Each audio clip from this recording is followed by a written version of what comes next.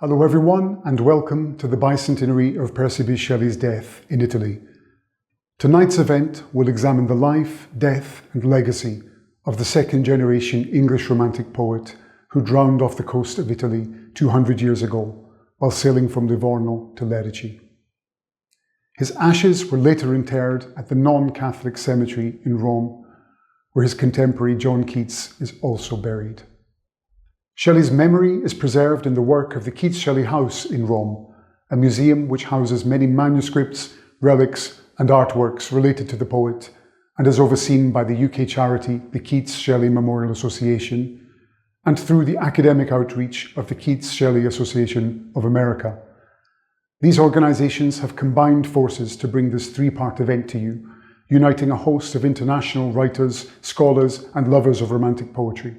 We'll meet my co-organisers, Dr. Anna Mercer and Professor Neil Fraistat, later in the third and final part of tonight's event, which will involve a roundtable discussion on the theme of Shelley's last days, with scholars of the poet's life and work. Preceding this, The Triumph of Life, a global reading of Shelley's last unfinished poem in 14 languages, read by readers from different locations around the world. The reading will be led by two-time Academy Award-winning film director Dame Jane Campion, whose many wonderful films include Bright Star, the biographical drama based on the life and love of John Keats. But we shall begin with the premiere of The Last Days of Shelley, our latest video story produced by 313 Film Production for the Keats-Shelley House and directed by Giulio Boato. We are grateful to the much-loved English actor Julian Sands for reading the words of Shelley, a role he'd previously played in Ken Russell's brilliant cult masterpiece, Gothic. This short film follows the death of Keats and Shelley in Rome, our previous video stories released last year, which you'll find in the links below. And it's best experienced with headphones to appreciate its three-dimensional sound. Enjoy.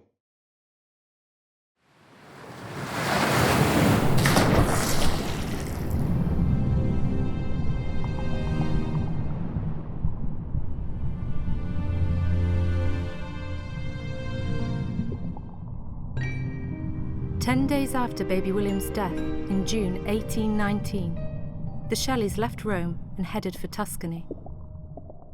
In early September, Percy was shocked by the news from England of the mid-August massacre of Peterloo. The military had charged into a peaceful demonstration, killing at least 6 people and wounding more than 80. As an immediate reaction, he wrote The Mask of Anarchy. As I lay asleep in Italy, there came a voice from over the sea, and with great power it forth led me to walk in the visions of poesy. I met murder on the way. He had a mask like Castlereagh, very smooth he looked yet grim. 7 bloodhounds followed him. All were fat, and well they might be in admirable plight. For one by one and two by two, he tossed them human hearts to chew, which from his wide cloak he drew.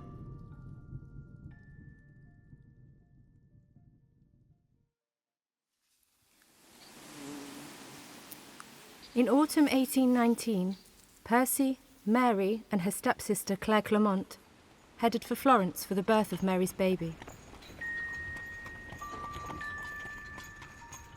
Once again, they settled into life in the city. Waiting for their son to come, Percy wrote Ode to the West Wind, inspired by his walks along the Lungarno. Drive my dead thoughts over the universe, like withered leaves to quicken a new birth, and, by the incantation of this verse, scatter, as from an unextinguished hearth, ashes and sparks, my words among mankind. Be, through my lips to unawakened earth, the trumpet of a prophecy. O wind, if winter comes, can spring be far behind?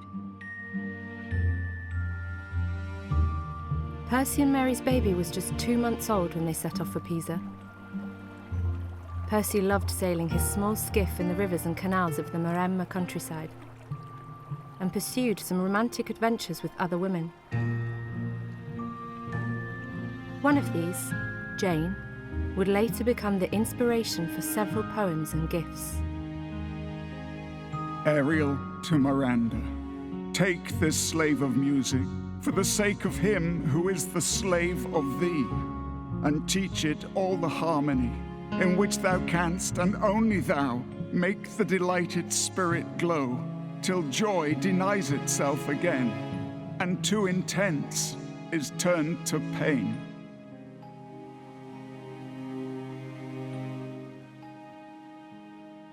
The Shelleys formed the core of what later became known as the Pisan Circle, especially after Byron's move to the city in November 1821. This was a riotous time, filled with parties and rowdy hunting expeditions. The old Byron-Shelley rivalry resurfaced even during the construction and the naming of their two specially built yachts, the Bolivar and the Don Juan.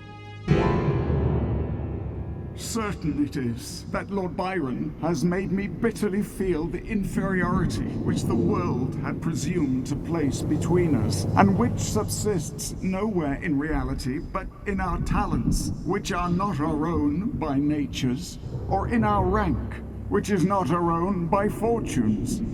I will tell you more when we meet. In the meantime, sea air is necessary.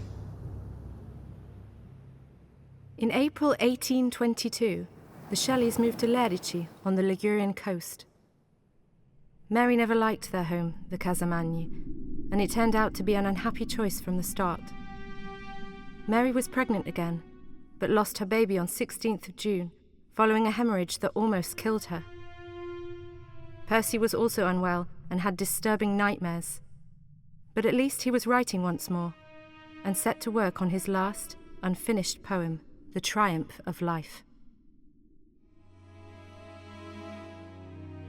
Swift as a spirit hastening to his task of glory and of good, the sun sprang forth rejoicing in his splendor, and the mask of darkness fell from the awakened earth.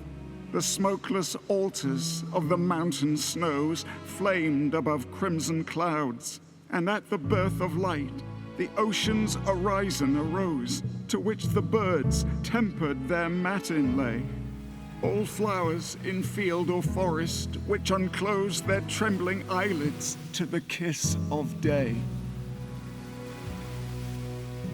On the 8th of July, Percy, aged only 29, was sailing the Don Juan back to Lerici from Livorno when he hit a violent, unexpected storm. The boat sank, and Shelley, together with Jane's husband Edward and the boat hand Charles Vivian, all drowned.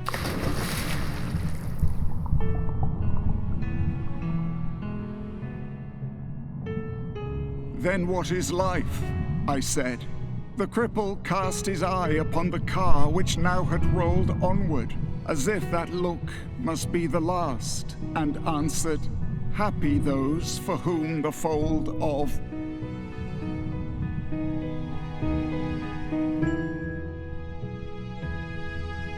Shelley's body was found 10 days later on the beach north of Viareggio. His friend, Trelawney, organised a cremation on the shore in the company of Byron and a few local fishermen. A few months later, Shelley's ashes were interred in Rome's non-Catholic cemetery.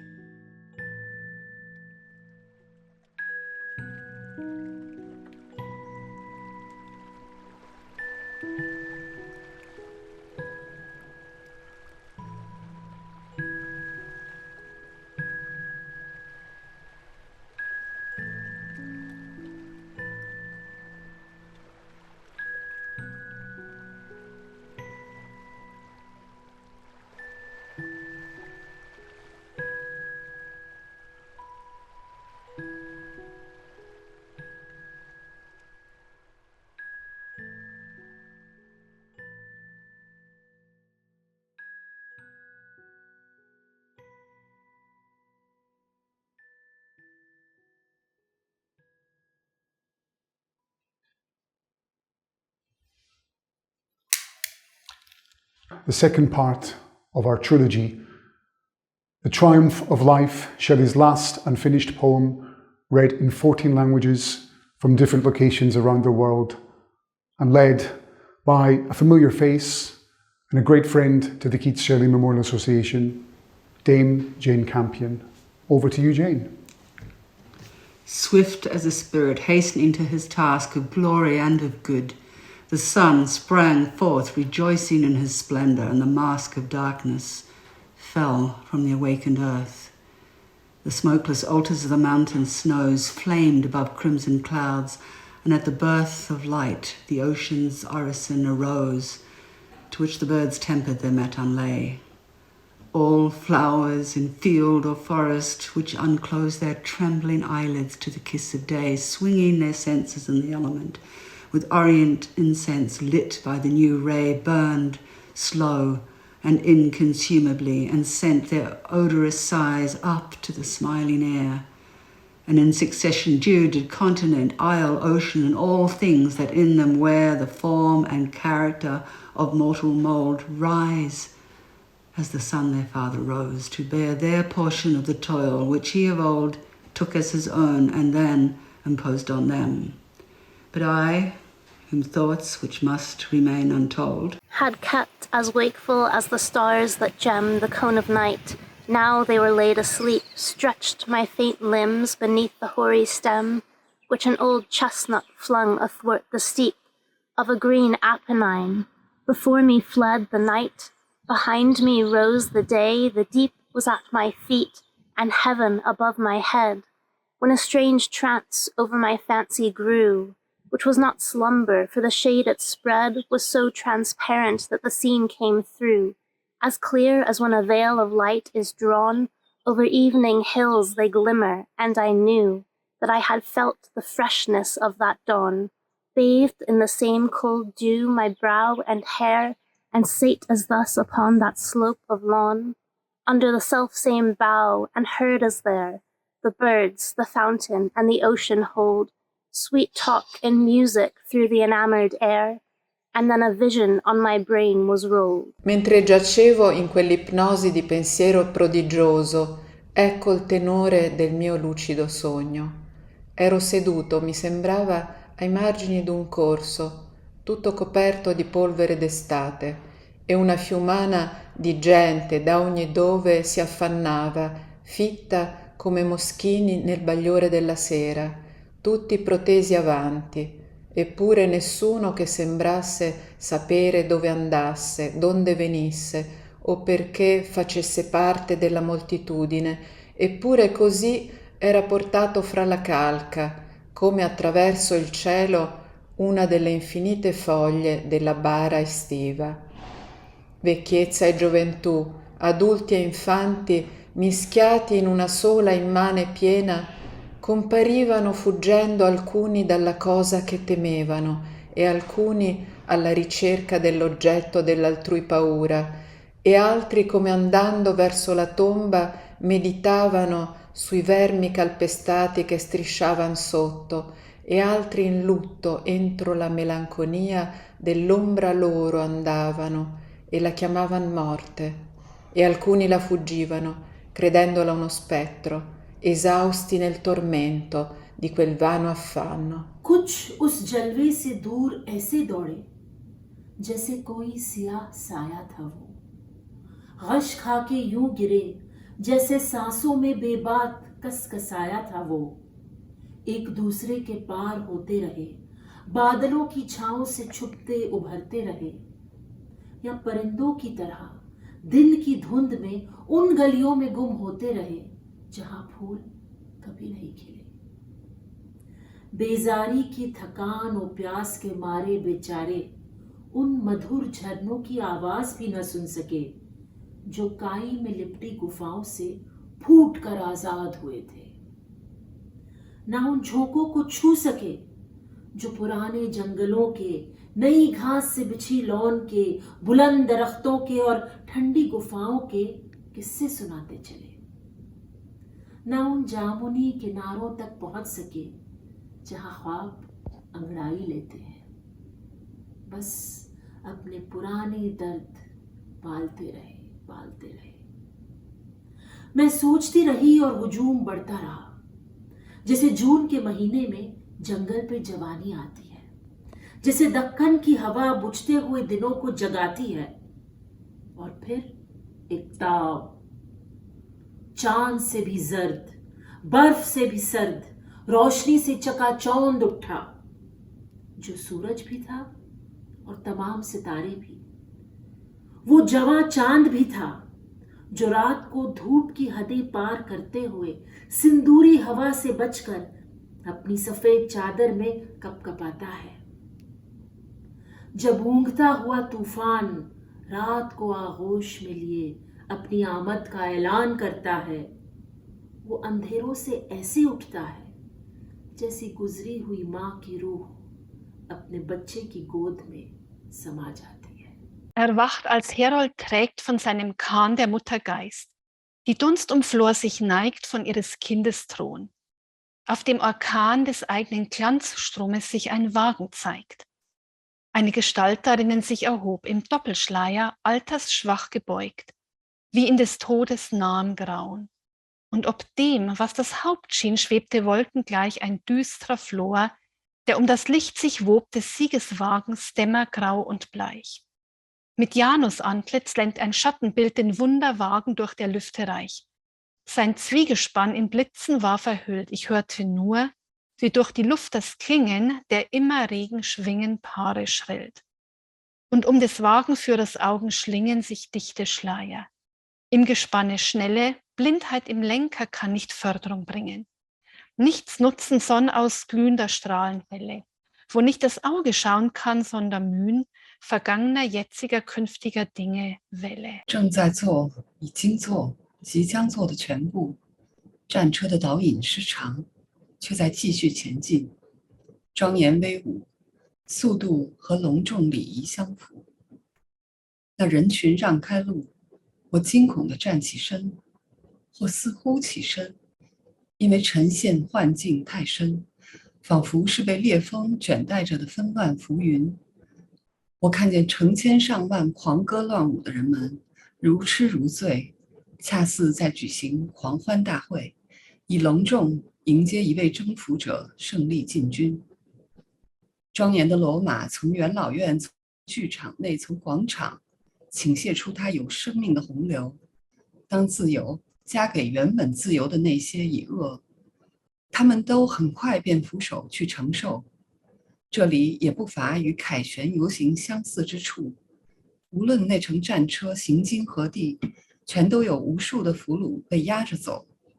所有由于执掌大权或受尽折磨而衰老的人，所有把他们的大好年华全部交付给工作或忍受的人，他们的青春最后一刻都在欢快或痛苦中耗尽，只有再不能开花结果的躯干犹存。還有這種人，他們的惡名或榮名與日俱增，直到偉大的寒冬把這綠色世界的形與名同他們全部否定。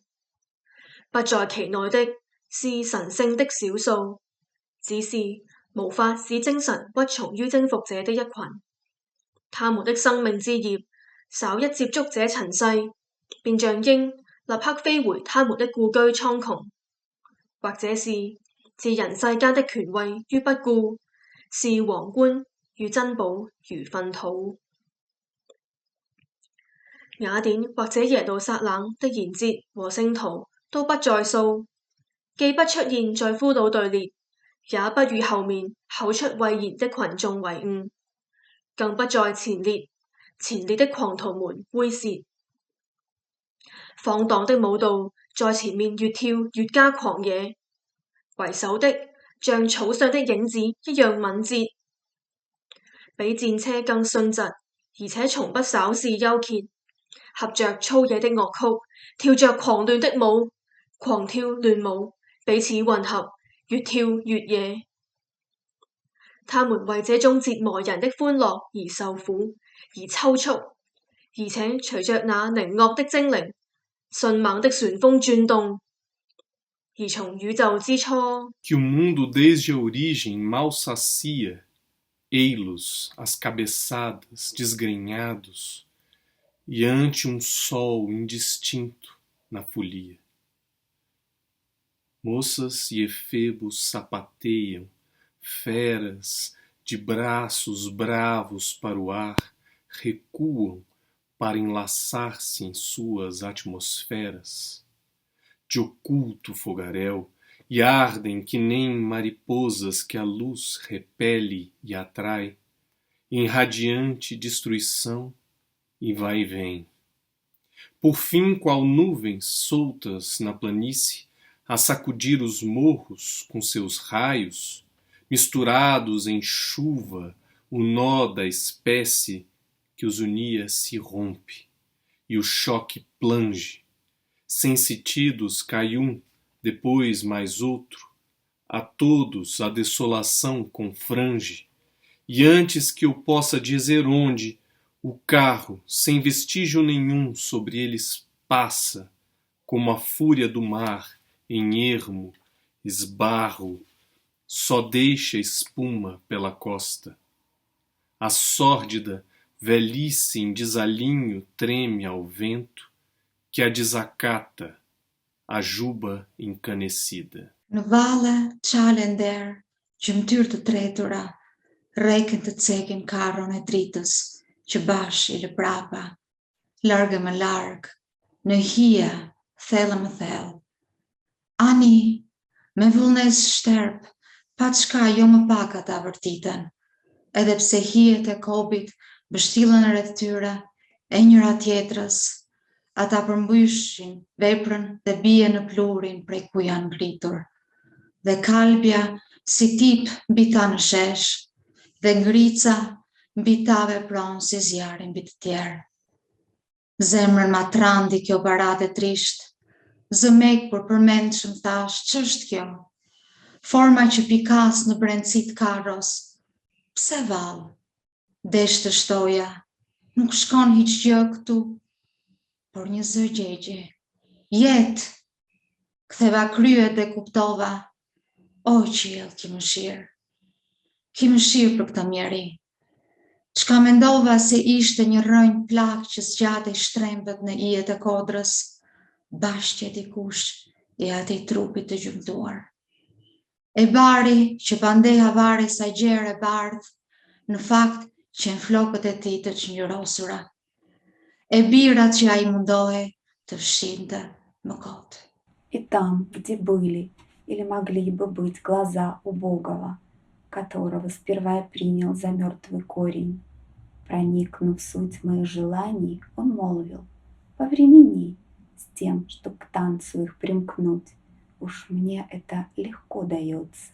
И я поведаю о том, что привело меня и спутников моих к сему глубокому унынию.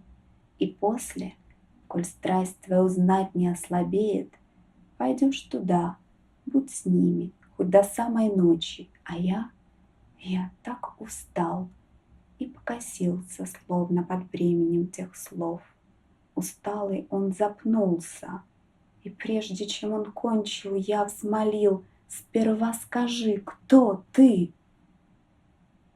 Все довелось мне пережить. Любил, боялся, ненавидел, страдал, вершил дела и сгинул. Вот как бы луч с небес меня настиг, земля бы получила чистейший нутримент. Разложению не досталось бы того, что величали как Руссо, как и обличья моего, что впредь без презрения сносить нельзя. Вот как бы луч мой дух воспламенил, то тысячами искр я воспылал бы. А кто же те, другие, что оковами притянуты к повозке? Мудрец. Great, the unforgotten, they who wore mitres and helms and crowns, or wreaths of light, signs of thought's empire over thought. Their law taught them not this, to know themselves. Their might could not repress the mutiny within, and for the morn of truth they feigned, Deep night caught them ere evening. Who is he with chin upon his breast and hands crossed on his chain? The child of a fierce hour. He sought to win the world and lost all it did contain of greatness in its hope destroyed, and more of fame and peace than virtue's self can gain without the opportunity which bore him on its eagle pinion to the peak from which 1,000 climbers have before fallen as Napoleon fell. I felt my cheek alter to see the great form pass away, whose grasp had left the giant world so weak that every pygmy kicked it as it lay. And much I grieve to think how power and will in opposition rule our mortal day. Et pourquoi Dieu a voulu que le bien et les moyens du bien fussent irréconciliables? Et de désespoir, je dédaignais presque de repaître le désir de mes yeux, de la vision des temps qui furent et qui ont à peine cessé d'être. Vois-tu, me dit mon guide, ces spoliateurs spoliés, Voltaire, Frédéric et Paul, Catherine et Léopold, despotes, démagogues et sages, noms dont le monde vénère toujours l'Antiquité, car dans la bataille qu'ils engagèrent avec la vie resta victorieuse. Je ne fus vaincu que par mon propre cœur, que ni l'âge, ni les larmes, ni l'infamie, ni aujourd'hui la tombe ne seraient bornés à son objet. Qu'il passe, criai-je, le monde et sa mystérieuse destinée n'ont pas encore acquis assez de gloire pour que je désire rendre un culte à ceux qui ont fait paraître sur son faux et fragile miroir de nouvelles figures effacées comme les anciennes. Des figures toujours nouvelles s'élèvent dans la bulle, quelque couleur que vous leur donniez. Comme ceux qui nous ont précédés, nous n'avons fait que jeter nos ombres sur elles pendant qu'elles passaient. Our shadows on it as it passed away, but mark how chained to the triumphal chair the mighty phantoms of an elder day. All that is mortal of great Plato there expiates the joy and woe his master knew not. The star that ruled his doom was far too fair, and life, where long that flower of heaven grew not, conquered the heart by love, which gold or pain or age or sloth or slavery could subdue not. And near walked the twain, the tutor and his pupil, whom dominion followed as tame as vulture in a chain. The world was darkened beneath either pinion of him whom from the flock of conquerors fame singled as her thunder-bearing minion. The other long outlived both woes and wars, throned in new thoughts of men, and still had kept the jealous keys of truth's eternal doors, if Bacon's spirit had not leapt like lightning out of darkness. He compelled the Proteus shape of nature's as it slept. For at bane vej til hulerne, der gemte dette riges hemmeligheder som en skat. Se fortids store barter med indre stemte, lidenskabelige sange og kvalers nat. Melodierne og livet ingen glemte.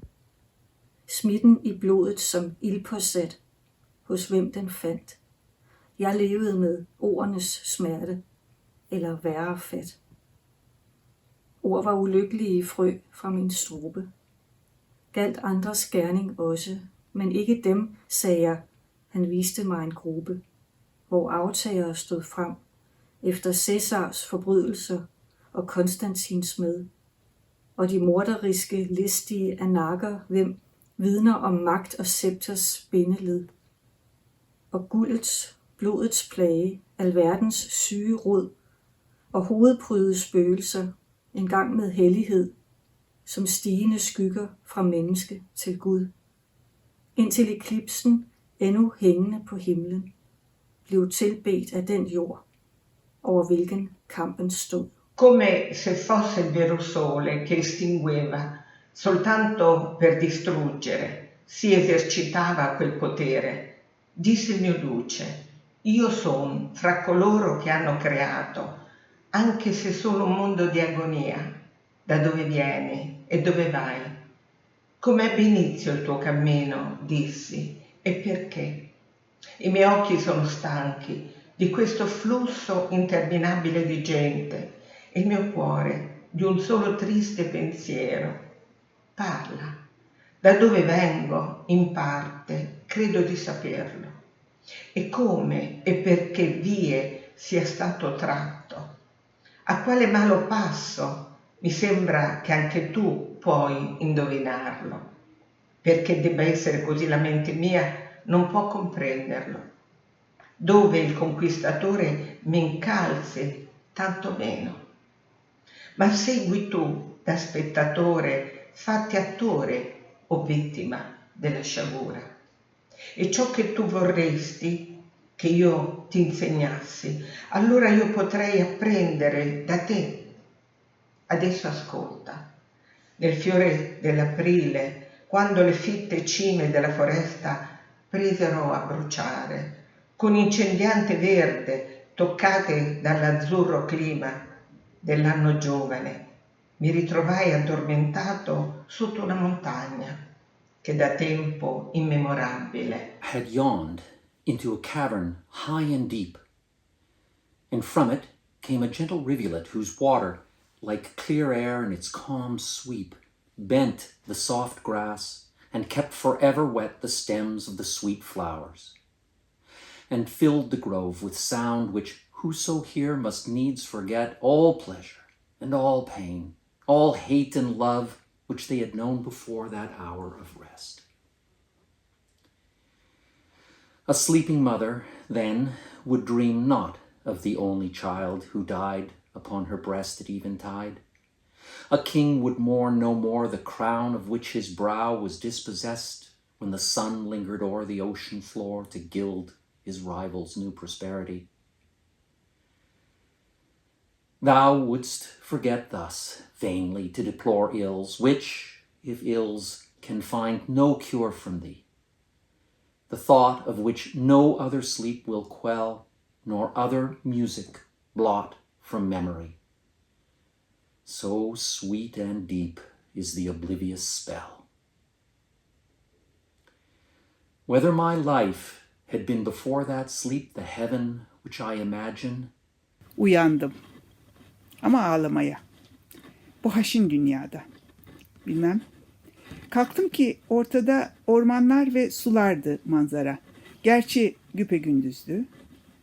Hafif bir ışık, alelade güneşten de ilahi, şu alelade dünyaya süzülmüştü. Mamafi bütün çevreyi dolduran pek çok sesle karma karışık bir duyu, hayat dolu, tek bir melodide birbirine örülmüştü. Kayan dalgaların ve kara gölgelerin ortasında gördüm ki sabahın parıltısı akıp geliyordu doğu mağarasından. Güneşin ışıl ışıl çehresi yandı, altın gibi parlayan kuyunun sularında. Ve iplik iplik doladı bütün ormanı, sarıp sarmaladı onu, zümrüt ateşin yolları. Orada durdu, güneşin ortasında, alevin ortasında, ihtişamının yanıp sönen ışınlarıyla, çeşmenin titreyen tabanında. Bir elin dünya üzerine fırlattığı sırf ışıktan bir şekil, şebnem. O bir seherdi sanki. Şarkısını sonsuza kadar söyleyen bir müzik yağmuruymuşçasına. Στο υγρό χορτάρι, μελωδία από ασήμι. Ήδη στη σκούρα χλώη έστεκε μπροστά της και έστρωνε η ήριδα πολύχρωμο μαντίλι. Κρυστάλλινο δοχείο κρατούσε στα δεξιά της, σταν υπενθύ πνιγμένο, και λαμπρή ήταν πάλι, όπως περνούσε και έστελνε την ομορφιά της, κάτω από τη βαθιά σπηλιά, με απαλό χάδι, που ίσα στα δάχτυλα τρεμόπαιζε το κύμα. Γλιστρούσε στο ποτάμι και είχε το κεφάλι γερμένο κάτω από τα κλαδιά και έσερνε εκείνα τα ωραία μαλλιά της ανητιά, ως τον πυθμένα, που ήθελε όλος χαρά προσκέφαλο να γίνει. Όπως ο ερωτευμένος όνειρο ανεβαίνει πάνω από κρίνων λίμνες ασημένια ομίχλη, μέχρι τη μουσική, η μορφή αυτή πηγαίνει, μισή στα κύματα, χέρια που έχουν φιλήσει τον χορευτή αφρό κι άλλη μισή γλιστράει στον αέρα που τον υγρό αμέθιστο έχει χτίσει, ή στις λοξές αχτίδες του φωτός που πάει πρωί στα δέντρα ή μες στις απαλές σκιές τους. Μεθυστικά το βήμα πάντα τραγουδάει. 木の葉の風の波の鳥のミツバチの、そして雨粒の紡ぐ永遠の歌に合わせ、新しいが美しい曲を奏で、夏の宵のそよ風に乗ったように、湖からふわりと黄金の梅雨の形をしたものが2つの岩の間を、昇りゆく月を横切って高く、わしさえ飛ばない風の中で踊る。そして彼女の足は甘美な調べそのものとなり、調べに合わせ踊る足が踊りつつ消すように思える。踊りを見つめる者の思考を。そしてすぐに過去にあったものがなかったかのように思われ、あたかも見つめる者の心が彼女の足の下で燃えさしのようにまき散らされ、彼女が一つ一つ思考の炎を踏み砕いて死の塵とする様、まるで日が東の敷居で夜のランプを踏み砕くよう、やがてその闇の息吹が天の生きた目である星々の最小のものまで再び燃え輝かせるまで。日のように彼女は来て、夜を夢に変え、彼女が動きを止める前に、欲望と恥辱の間に宙吊りになったもののように私は言った。もしそう思えるのですが、あなたが名前のない領域から Into this valley of perpetual dream, show whence I came and where I am and why, pass not away upon the passing stream.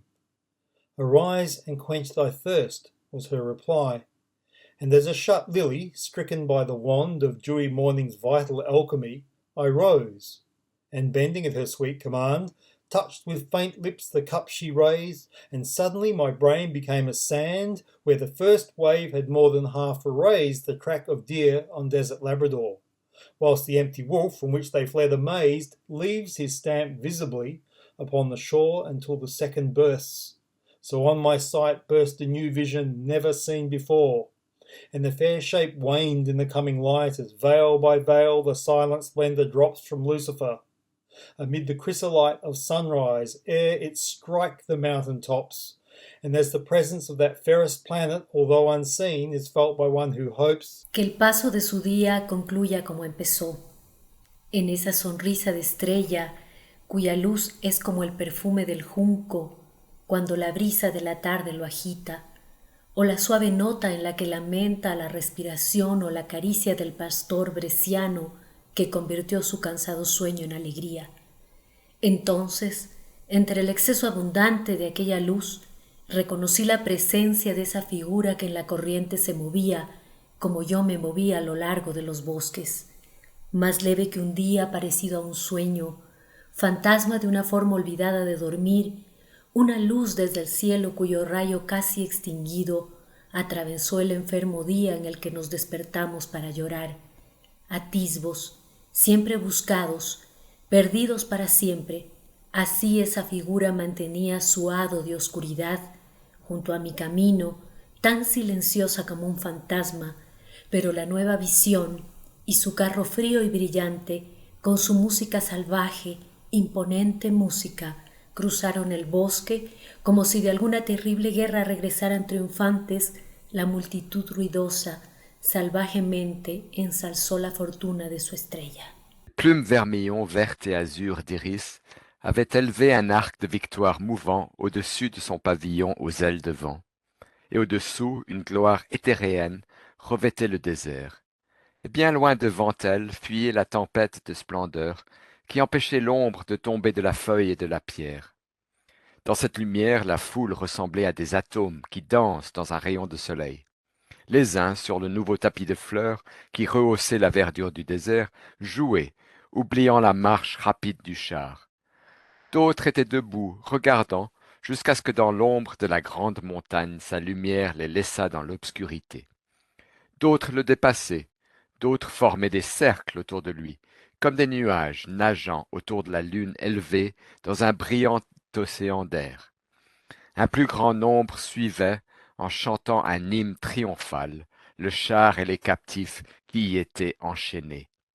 Mais tous, comme des bulles sur un courant tourbillonnant, tombèrent à la fin dans le même sillon e furent. Varrido eu mesmo fui na multidão, eu que nenhuma doce flor deteve, não essa sombra e não essa solidão, nem a canção de letes do regato, não o fantasma de forma pioneira se mover, mas eu, que pulei de fato nas ondas vivas do caudal partido, e de peito nu em clima de luz fria, que sem tardar de forma vi-me unido. Antes que o carro se aventure acima por via oposta ao vale do mistério, veja um prodígio digno de rima, de quem do baixo inferno por amor veio sereno a cada glória, e cada paraíso e ora volta para expor palavras de temor e raiva. Como tudo, menos o amor se transfigura, mar bravo e surdo, o mundo não tem como ouvir as notas que na esfera em festa são as luzes de quem ama e melodia. Prodígio digno de rima.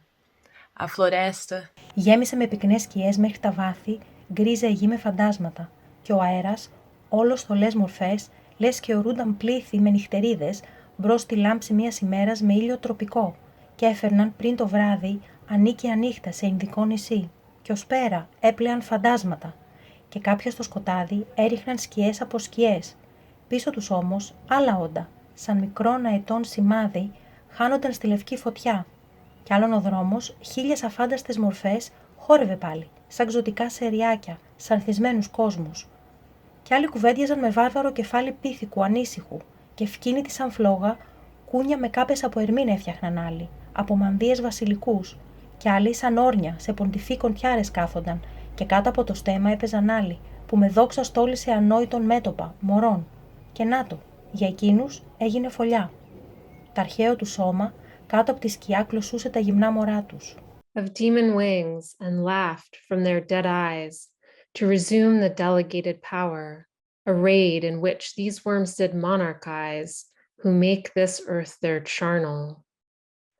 Others more humble, like falcons, sate upon the fist of common men, and round their heads did soar, or like small gnats and flies, as thick as mist, on evening marshes thronged about the brow of lawyer, statesman, priest, and theorist, and others like discolored flakes of snow on fairest bosoms of the sunniest hair fell, and were melted by the youthful glow which they extinguished, for like tears they were a veil to those from whose faint lids they rained in drops of sorrow. I became aware of whence those forms proceeded, which thus stained the track in which we moved. After brief space, from every form the beauty slowly waned. From every firmest limb and fairest face, the strength and freshness fell like dust, and left the action and the shape without the grace. Of life, the marble brow of youth was cleft with care, and in the eyes where once hope shone, desire, like a lioness bereft of its last cub, glared ere it died. Each one of that great crowd sent forth incessantly these shadows, numerous as the dead leaves blown in autumn evening from a poplar tree. Each, like himself, and like each other were at first, but soon distorted, seemed to be obscure clouds molded by the casual air. And of this stuff the car's creative ray wrought all the busy phantoms fleeting there as the sun shapes the clouds. Thus, on the way, mask after mask fell from the countenance and form of all. And long before the day was old, the joy which waked like heaven's glance to sleepers in the oblivious valley died. And some grew weary of the ghastly dance and fell, as I have fallen, by the wayside, those soonest from whose forms most shadows passed, and least of strength and beauty did abide. Then what is life, I said. The cripple cast his eye upon the car, which now had rolled onward, as if that look must be the last, and answered, happy those for whom the fold of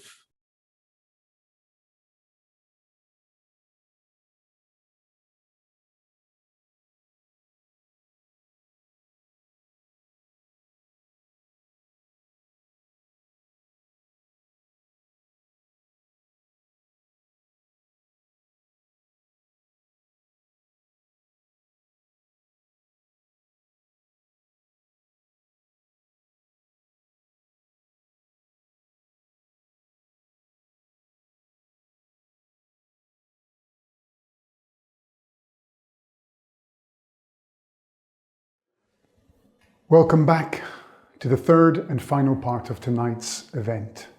We are immensely grateful to all of the readers who took part in the reading of The Triumph of Life. Some of these translations were sourced by the readers, others were translated from scratch. All of them have helped bring Shelley's last poetic words to life 200 years after his death. My co-organisers, Dr. Anna Mercer and Professor Neil Fraistat, and I wanted to close proceedings with a discussion bringing together some of the world's most eminent scholars working on Shelley today. Our roundtable discussion will cover Shelley's life, work and thought, his relationships with Lord Byron and Leigh Hunt, and the intertwining legacy he shares with John Keats, who died in Rome the year before Shelley, and to whom Adonais, Shelley's last great finished work, some would say his masterpiece, is dedicated. So let's meet the speakers in this evening's roundtable discussion. Serena Baesi is Associate Professor of English Literature at the University of Bologna, where she teaches British Romanticism. She co-edited a collection of essays on Jane Austen and popular culture, Subversive Austen from the Critic to the Reader, and published a book on Letitia Elizabeth Landon and metrical romance, The Adventures of a Literary Genius. Her current research concentrates on Leigh Hunt and the Italian context, with special attention to the periodical The Liberal. Nora Crook is Emerita Professor of English Literature at Anglia Ruskin University, Cambridge. She specialises in the Romantic period, and particularly the works of Mary Shelley and Percy Bysshe Shelley. She is, with Neil Fraistat, the co-general editor of the complete poetry of Percy Bysshe Shelley from Johns Hopkins University Press, and editor of the recently published 2021 Volume 7 in that series.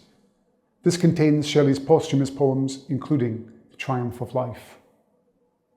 Mathalinda Nabugodi is a Leverhulme Trust Early Career Fellow in the Faculty of English, University of Cambridge. She's currently working on a critical memoir, The Trembling Hand, Reflections of a Black Woman in the Romantic Archive. She is also one of the editors of the 2 final volumes of the poems of Shelley, the Longman Annotated English Poets series, as well as Shelley, the Complete Verse translations. Andrew M. Stauffer is a professor in the English department at the University of Virginia, where he specialises in 19th century literature, especially poetry. His major publications include Anger, Revolution and Romanticism from Cambridge University Press, and Book Traces, 19th Century Readers and the Future of the Library from the University of Pennsylvania Press. He is the co-editor of a forthcoming selected edition of Byron's poetry for Oxford University Press, and he serves as president of the Byron Society of America. Dr. Fernando Valverde was voted the most relevant Spanish language poet born since 1970 by nearly 200 critics and researchers from more than 100 international universities, among them Harvard, Oxford, Columbia, Princeton, Bologna, Salamanca, UNAM, and the Sorbonne. He is Assistant Professor of Poetry at the University of Virginia and has published more than 20 books in different countries, one of them the very first biography of Percy Bysshe Shelley in Spanish. And lastly, the co-organisers of this event today, themselves important Shelley scholars, and without whom none of this would have been possible, and both of them will be chairing this discussion. Anna Mercer is a lecturer in English literature, specialising in Romanticism at Cardiff University. From 2017 until now, she has been the Director of Communications for the Keats-Shelley Association of America. Anna is particularly interested in the dynamics of literary relationships and the works and experience of women writers. And she has published a number of articles on these topics, including essays and chapters for the Keats-Shelley Review. Her first monograph is titled The Collaborative Literary Relationship of Percy Bysshe Shelley and Mary Wollstonecraft Shelley, and was published by Routledge. And Neil Fraistat, Professor Emeritus of English at the University of Maryland and past President of the Keats-Shelley Association of America. With Nora Crook, he is the co-general editor of the complete poetry of Percy Bysshe Shelley, and with Donald H. Ryman, he is co-editor of the Norton Critical Edition of Shelley's Poetry and Prose. And before we begin, I wanted to express our thanks to Gabriele Giuliani and his team at Twice Out for creating this virtual conference suite, blending decorative elements from the real Keats-Shelley House in Rome and bringing scholars together to have what I trust will be an illuminating conversation. And now, over to you, Neil. Thanks, Giuseppe.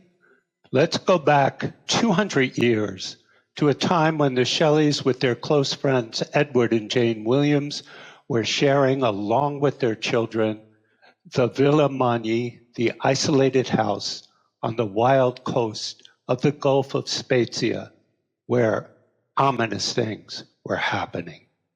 These include Percy tasking Trelawney with procuring a fatal dose of prussic acid, Percy's by now two famous hallucinations, one in which he saw a child arise from the sea, clap its hands in joy, and smile at him.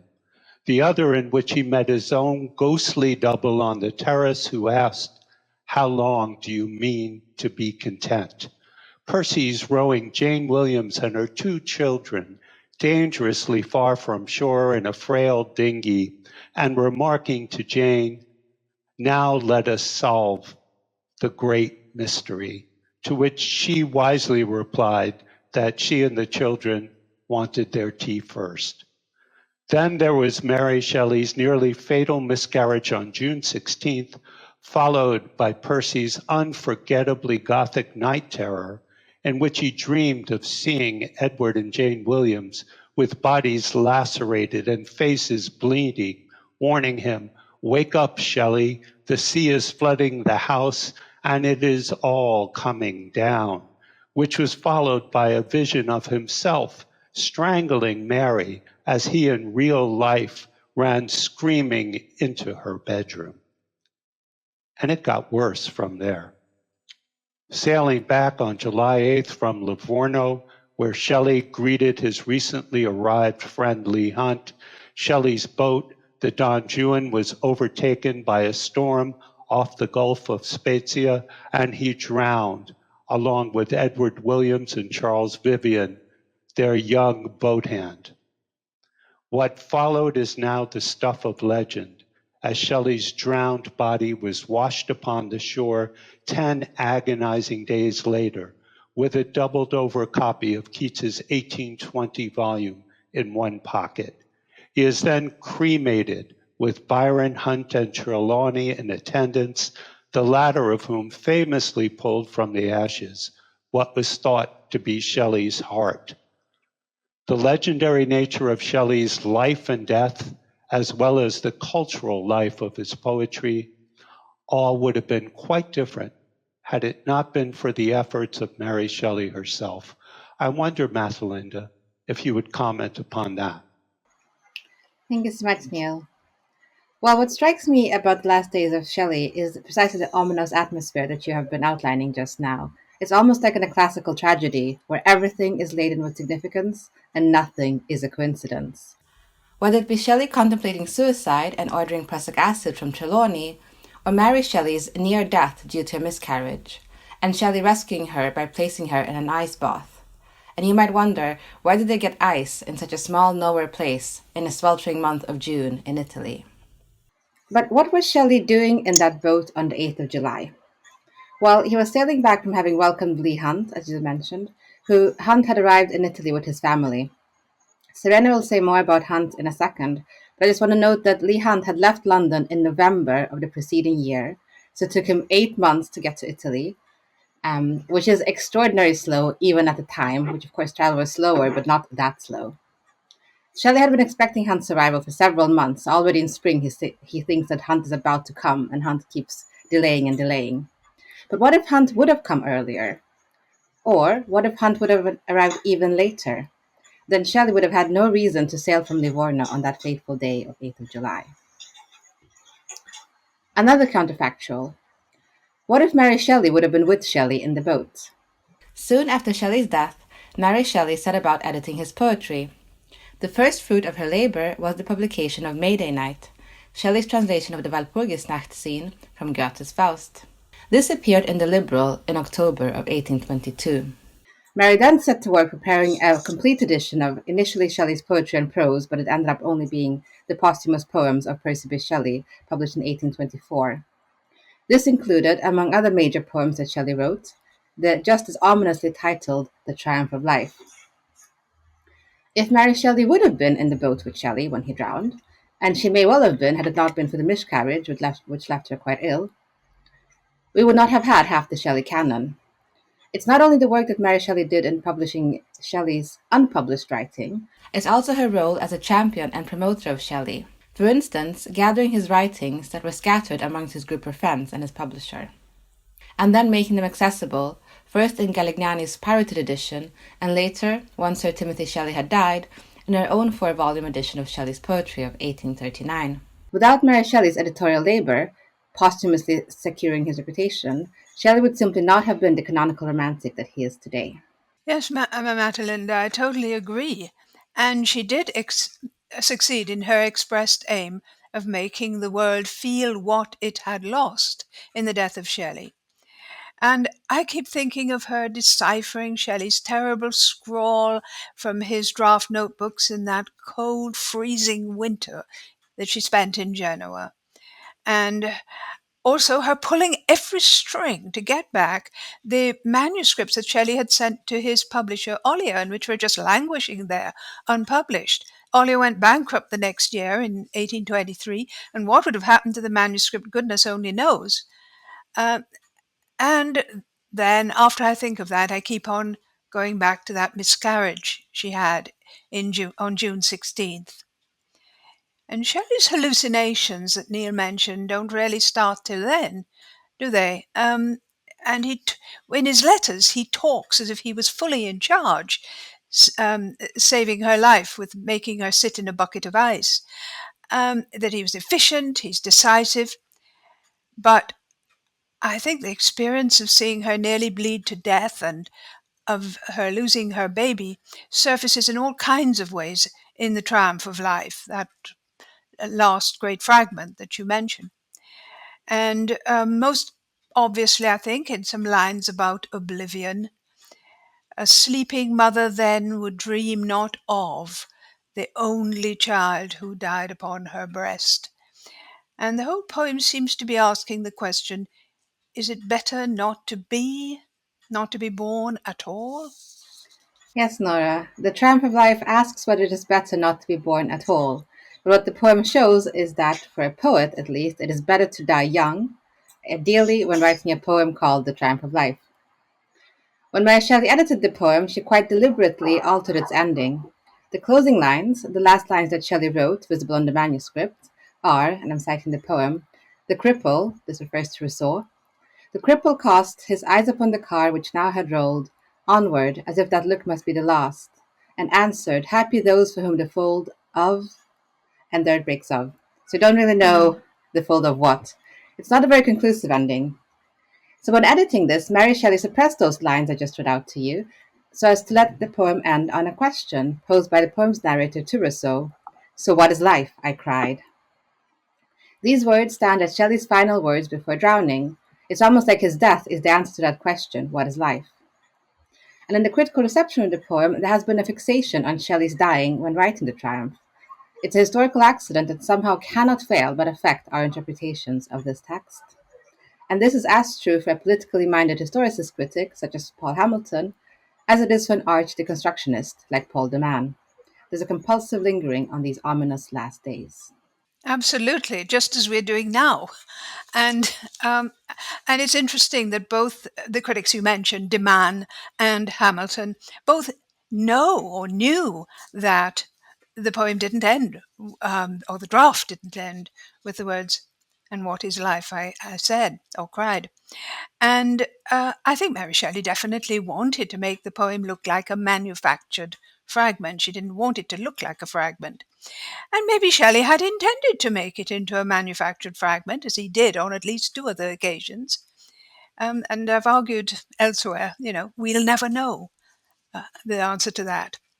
And another thing I keep thinking about in connection with Triumph of Life is that he keeps saying that he he says that he keeps reading that poem of Goethe's Faust, the dramatic poem Faust, over and over again. And you mentioned earlier, Mathalinda, that he had translated the Walpurgisnacht from Faust. And of course, this being Shelley, he would choose a part that was considered far too blasphemous and vulgar for anybody ever to publish. But, he did that. That was Shelley. And he says of it that Faust deepens his gloom and augments the rapidity of his ideas. I think that's a very interesting phrase. He goes on reading it. It's as though the restless discontent that the play induces in him keeps him going. It stimulates his imagination, and sometimes in very definite ways. Well, such as, Nora? Well, I'm thinking of the image of the world like a bubble of coloured glass which comes up in triumph. And Rousseau, whom the poet encounters in his vision, tells him that life is just a series of paintings on a bubble of glass, and we'll just keep on throwing our shadows on this bubble, and others will come on after we've gone. And that comes straight out of Faust.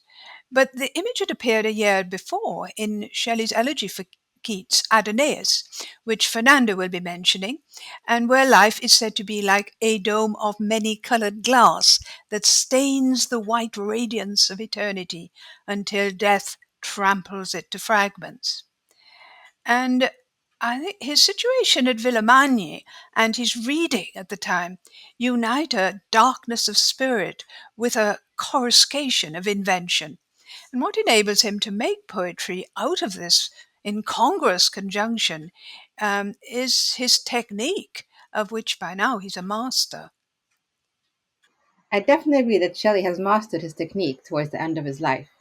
What I find interesting is that Shelley's death, in fact, creates what we now think of as Shelley's late style, that characterizes the poems of 1822, or the poems written after Hellas, is another way of phrasing it is. But is it crazy to think of a late style for a poet who dies before the age of 30?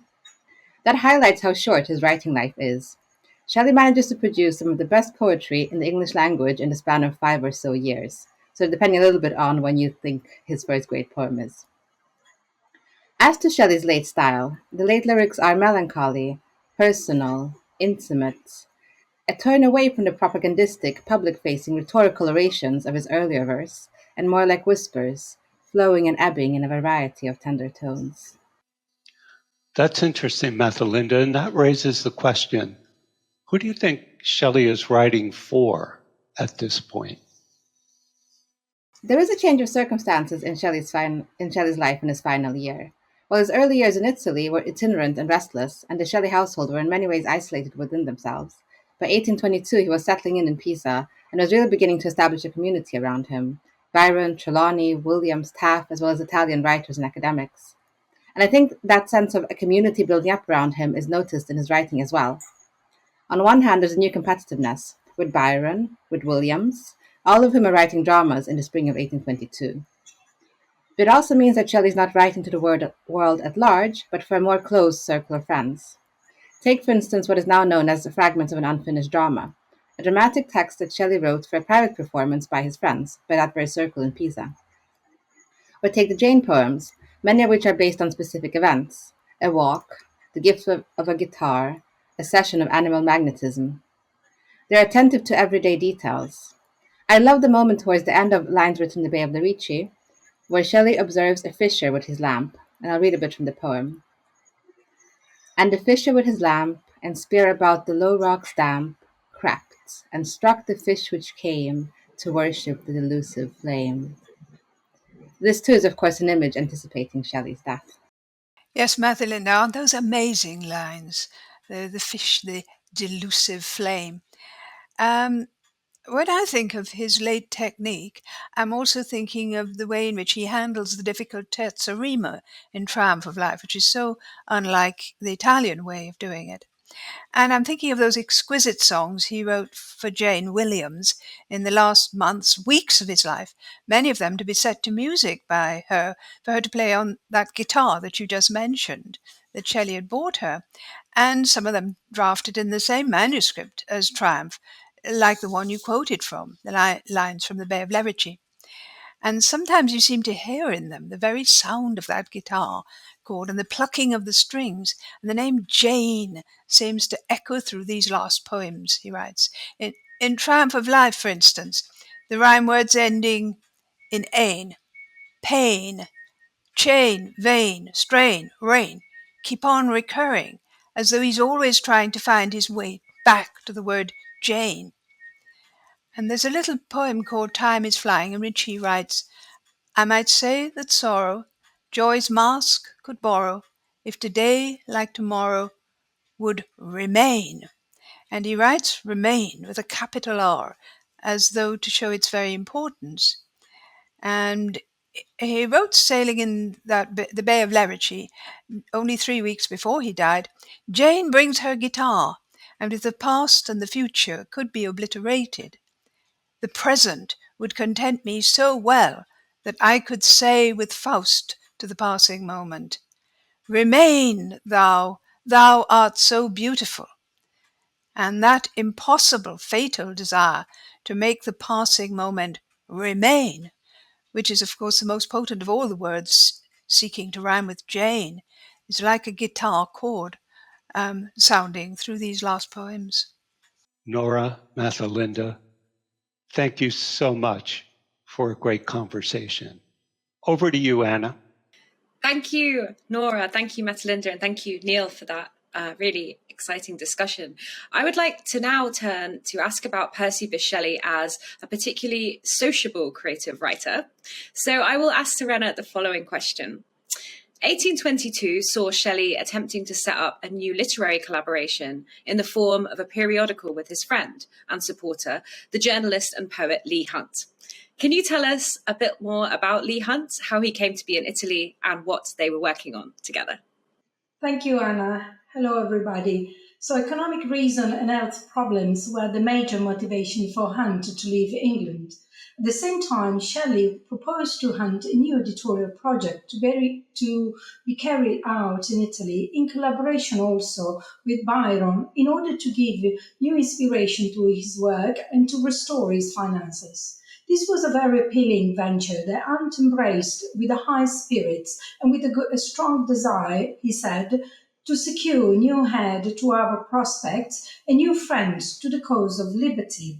As Shelley asserts in a letter to Hunt dated August 1821, he said, "My dearest friends, I've been to see Byron in Ravenna, etc., etc. The most important part is that I want to give you a message which he desires me to give you, of restoring your shattered health and spirit by a migration to this region mild of calm and serene air. He proposes that you should come out and go share with him and me in a periodical work to be conducted here, in which each of the contracted parties should publish all their original composition and share the profits." So Shelley was keen to remark that his own role of this editorial enterprise would be that of a silent partner in the editing a new journal from the very start of it. He intended to be both literary and business-like enterprise in focusing and steering. They said nothing would induce me to share any profit, and still less in the borrowed splendor of such a partnership. From the very conception of the new periodical called The Liberal, Hunt eagerly imagined the potential of such a politically dangerous and literally extraordinary collaboration, an opportunity to apply his expertise as editor, but also as prose writer, poet, and even translator. In a letter to Percy and Mary Shelley dated September 1821, before Hunt actually travelled to Italy, he enthusiastically outlined the project, underlying his excitement. I quote, "Are there not the three of us? And ought we not to have as much strength and variety as possible? We will divide the world between us like the triumvirate." After some delay due to economic reason and health problems, Hunt finally found a way to join his expatriate friends abroad at the end of 1821. As a matter of fact, Hunt and his large family, made of his wife, 6 children, and a goat, embarked, as Mathelinda said before, in a long and difficult journey by boat, leaving Hampstead on the mid of November 1821 and arriving Genoa on the 15th of June 1822. But he said we felt as if the country Shelley was embraced us for him, Hunt declared on his arrival in Liguria. On the 28th of June, the family moved towards Livorno, arriving on the 1st of July, greeted by Rollo and later by Byron, who introduced Hunt to his mistress, Countess Teresa Guiccoli, and his eccentric household. But after some days, Shelley joined Hunt in Livorno, whose arrival was eagerly anticipated. And for Hunt, the emotion of the reunion was very intense. As his son Thornton recalls, Shelley rushed into my father's arms, which he did with an impetuousness and fervour scarcely to be imagined by anyone who did not know the intensity of his feelings and the deep nature of his affection for his friend. Shelley and his travelling companion Edward William escorted Hunt and his family to Pisa, where they would occupy the rooms at the ground floor of Byron's palace, Palazzo Franchi. The two friends, Hunt and Shelley, then spent the day talking and walking around the city during the afternoon of Sunday, the 7th of July, wandering between the Leaning Tower, the Art Gallery, and the Cathedral in a state, they said, of utopian delight, and vowing that they would not part for a long time. Hunt lent Shelley his copy of Keats' most recent volume of poetry that was not available in Italy, urging him to keep it until he could return it with his own hands. Even though Hunt urged Shelley not to sail if the weather turned ugly, Hunt never behold him more. Unfortunately, just 1 week after Hunt had arrived in Italy, Shelley drowned, as we know, at the Bay of Lerici on the 8th of July, 1822.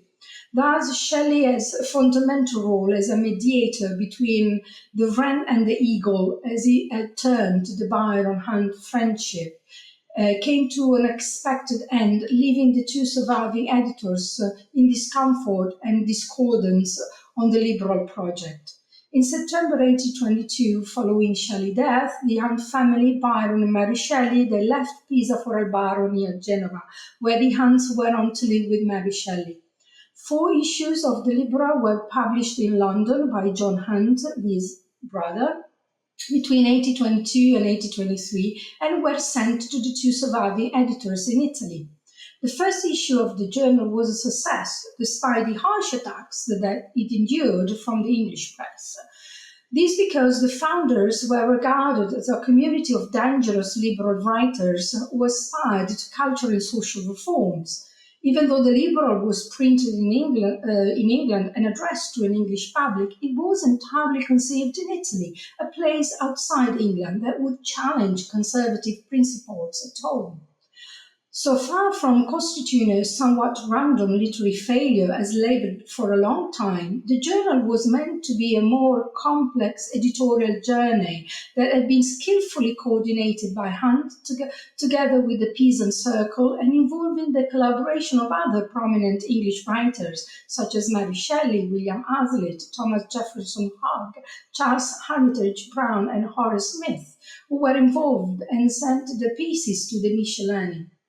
In spite of Shelley's premature death and Hunt's quarrels with Byron about personal and literary issues, The Liberal was an experimental project in which its leaders kept their promises, I think, in terms of content and political orientation up to the 4th and final issue. Thank you, Serena, for telling us about the way that the Liberal was set up in Italy. And I think we'll continue now on the topic of Shelley and his circle in the last days and months of his life. So I'll turn to Andy now to ask this. As Serena mentioned, Shelley's contemporary and very famous friend, Lord Byron, was also involved in the venture to set up a periodical in Italy in Shelley's final year. What was Byron's role in this? And can you tell us a little bit about Byron and Shelley's relationship at this time? Yeah, I go back to that hot August midnight in Ravenna when Byron and Shelley sat up late gossiping and catching up and sharing poetry and drinking gin and water when Shelley visited him in August. And that was really the moment where the idea for the Liberal was hatched between them.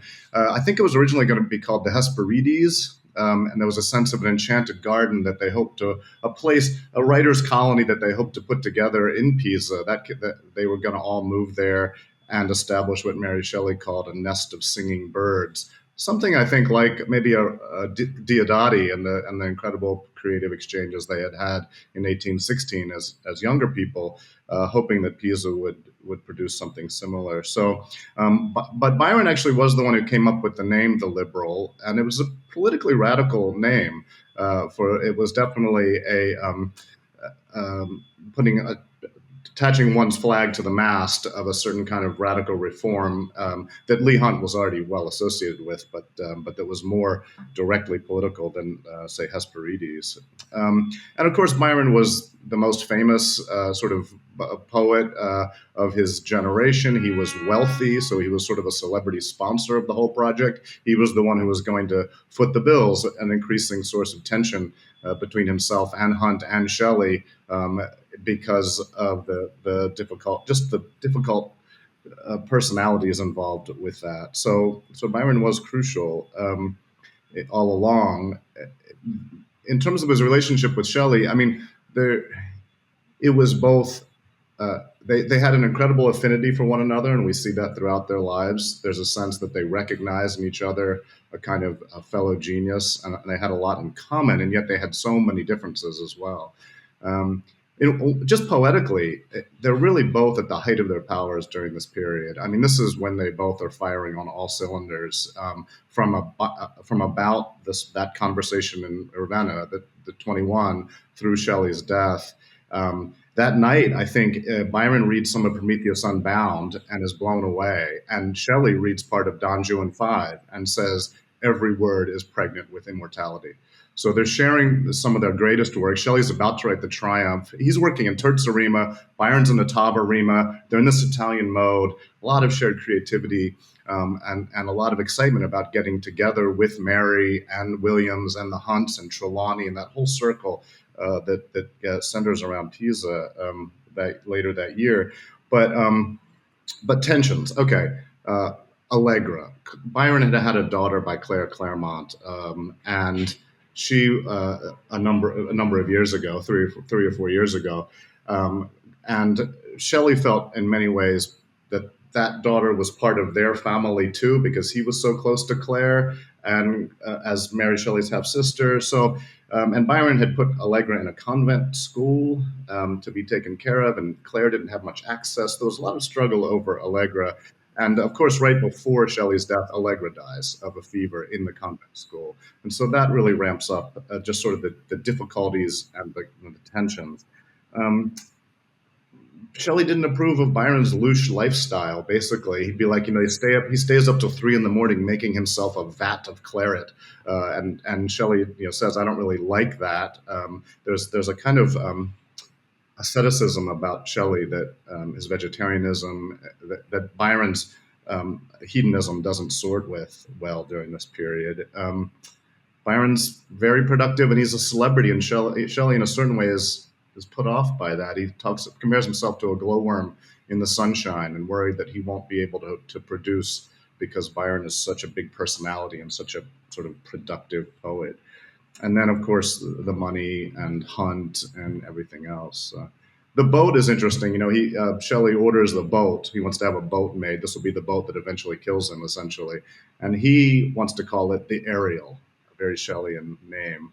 But Byron wants to call it the Don Juan, which is the name of his masterpiece that he's currently at work on. Byron wins. It's called the Don Juan. But when it arrives, Shelley and Williams cut Don Juan out of the sail, the name, and take it off. So just that little struggle over the boat itself tells you something about the different personalities, Don Juan versus Ariel, and what's going on here. So there's a real connection between the two, and obviously a sense of collaboration that then, when Shelley dies, that whole hope of that writer's colony and the nest of singing birds quickly evaporates and disperses. So one thing, Serena, you said, talked about the Liberal as a successful venture, and in a certain way, I see what you're saying. There's a truth there, particularly in retrospect. But it seems like in the moment, of course, it was an emblem of failure, of this collapse of this community that I just mentioned. That it only goes through 4 issues and doesn't really have maybe the impact they hoped. I don't know if you wanted to say more. Yes, I would agree with you saying that the Libera was not as successful as maybe they hoped it would be, but it was meant to be a collaborative journal, and it failed because it lasted only 4 issues because, you know, the editors were not getting along very well together, as you said. But if we read nowadays the Libera with a new perspective, a new kind of reading and exploring the content and the value that we find in the Libera is for sure a successful project. Is something that it contains a lot of literature in a very European and transnational perspective, because we've got a lot of translations and also a lot of interesting paratextual commenting on the translation, because we've got the Italian version and the translation of these authors. So there is a good sense of overcoming the boundaries of the national boundaries in terms of literature, using literature for political reasons. So they were very keen in disclosing their political ideas to an Italian as well as English published because of censorship. We know that everything was detected and read by the police. Everything, all the Pisa circle was considered very dangerous in Italy as well as in England, because we know that Byron was linked to the Carbonari, and so it was a political movement in Italy. So, but this, censorship did not stop them in addressing themselves with a new kind of literary mission in order to encourage reform and ask for reforms in Italy as well as abroad. I don't know if you agree, and probably Byron among the 3 was the more committed to a political cause.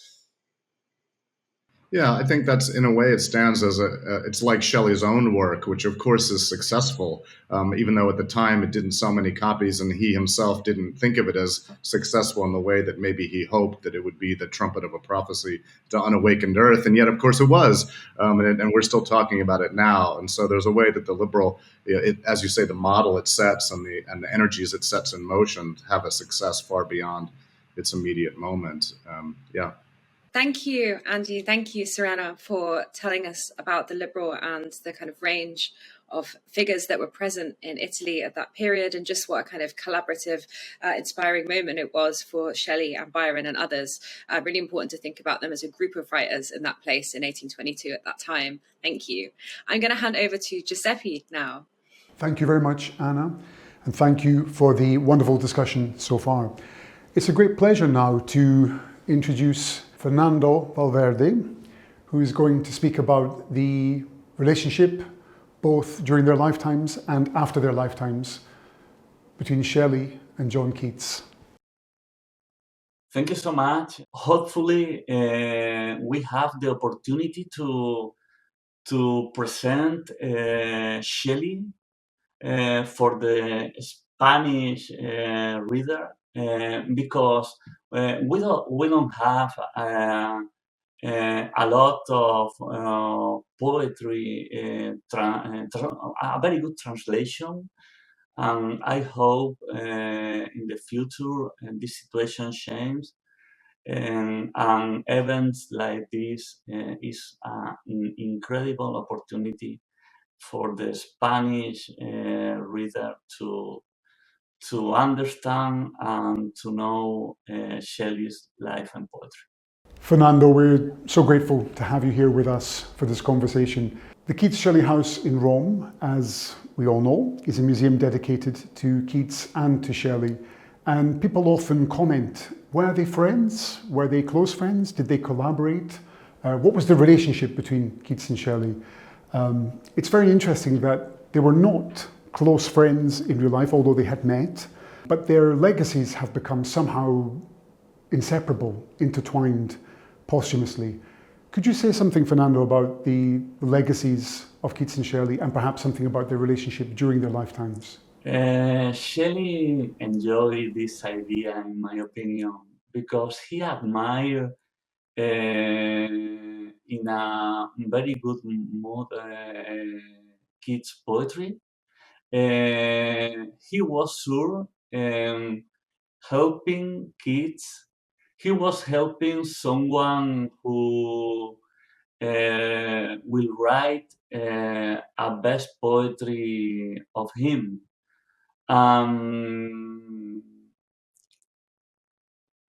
This situation, this admiration for Keats was a link very grateful for Shelley.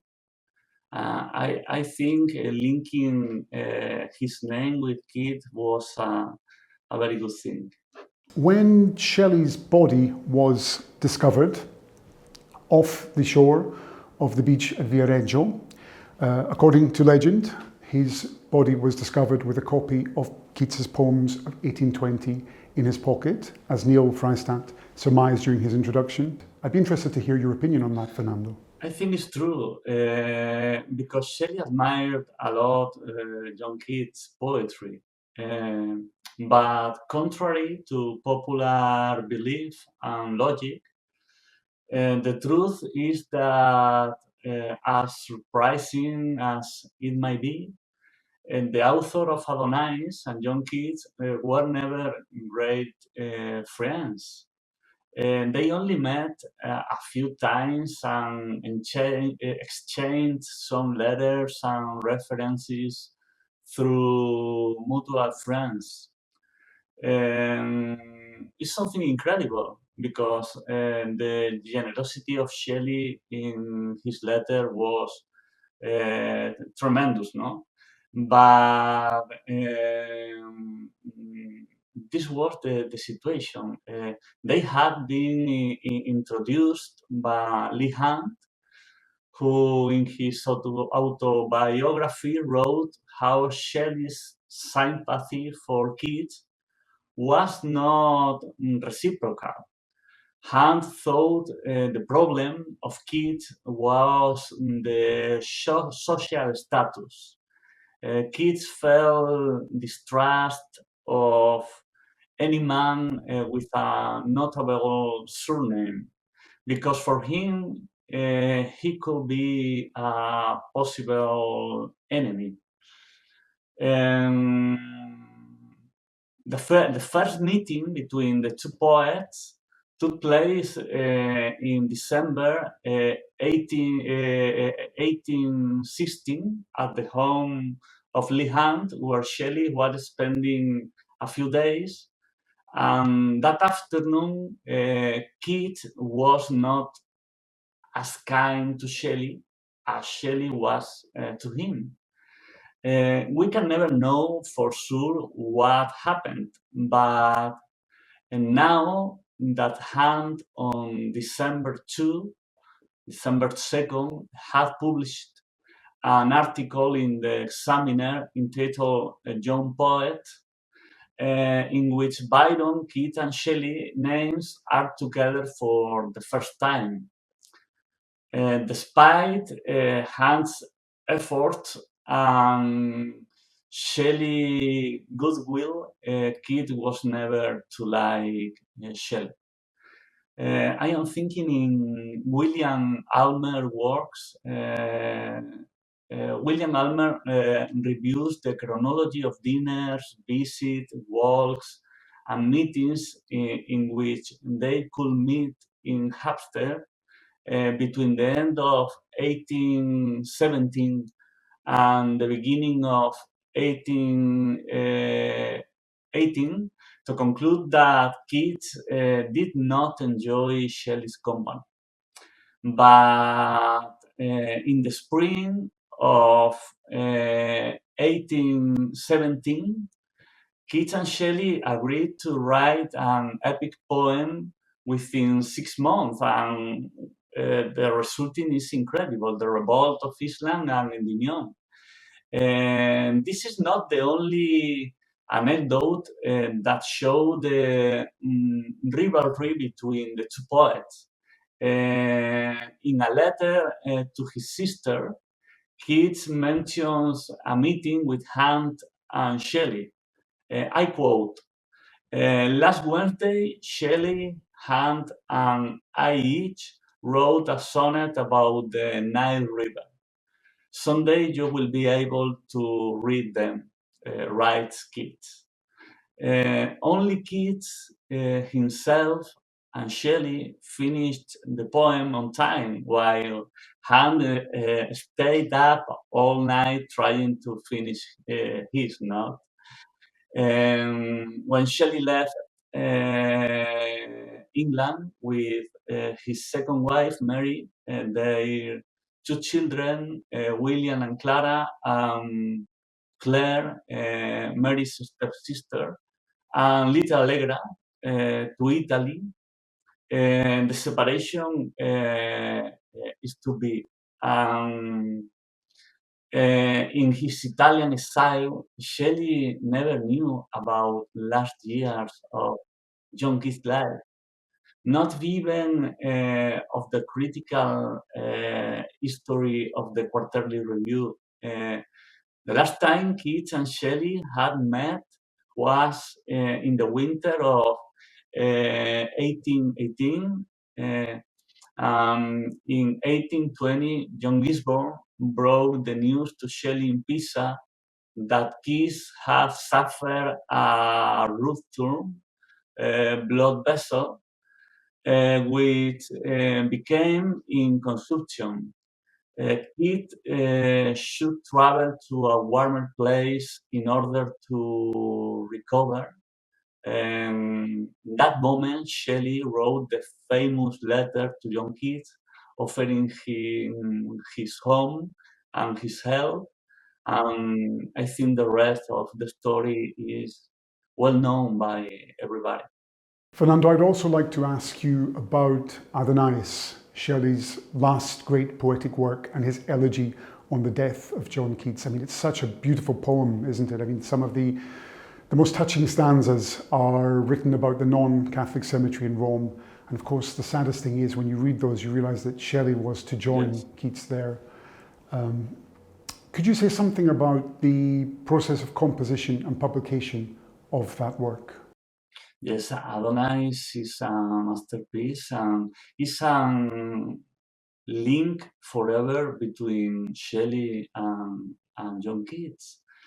But I think Shelley was writing an elegy for John Keats like a poet, but in the person in the deep place of the poem probably is not John Keats. Probably is William, who died little time before, and in the same cemetery than John Keats, the Il Católico Cementerio Romano.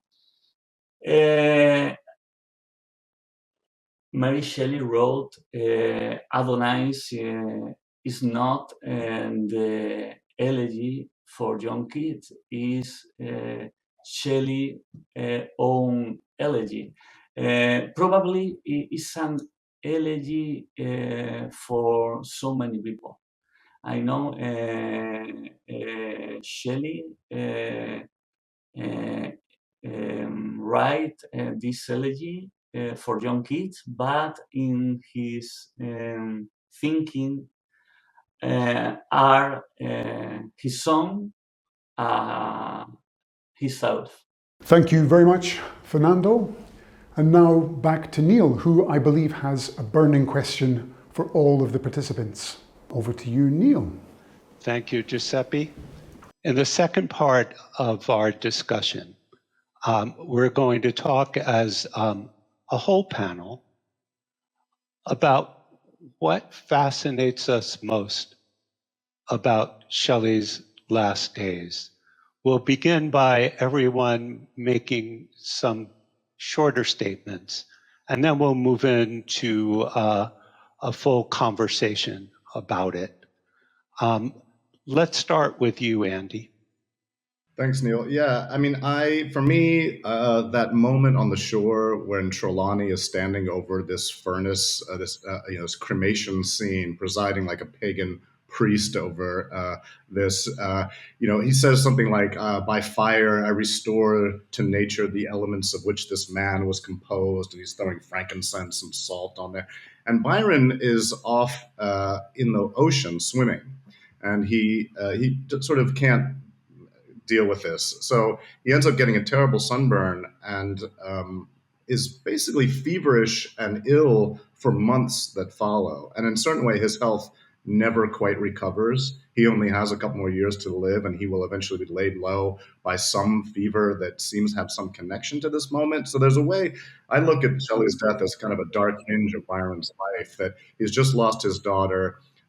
He's lost his, this fellow genius with whom he hoped to reconnect and have this important project.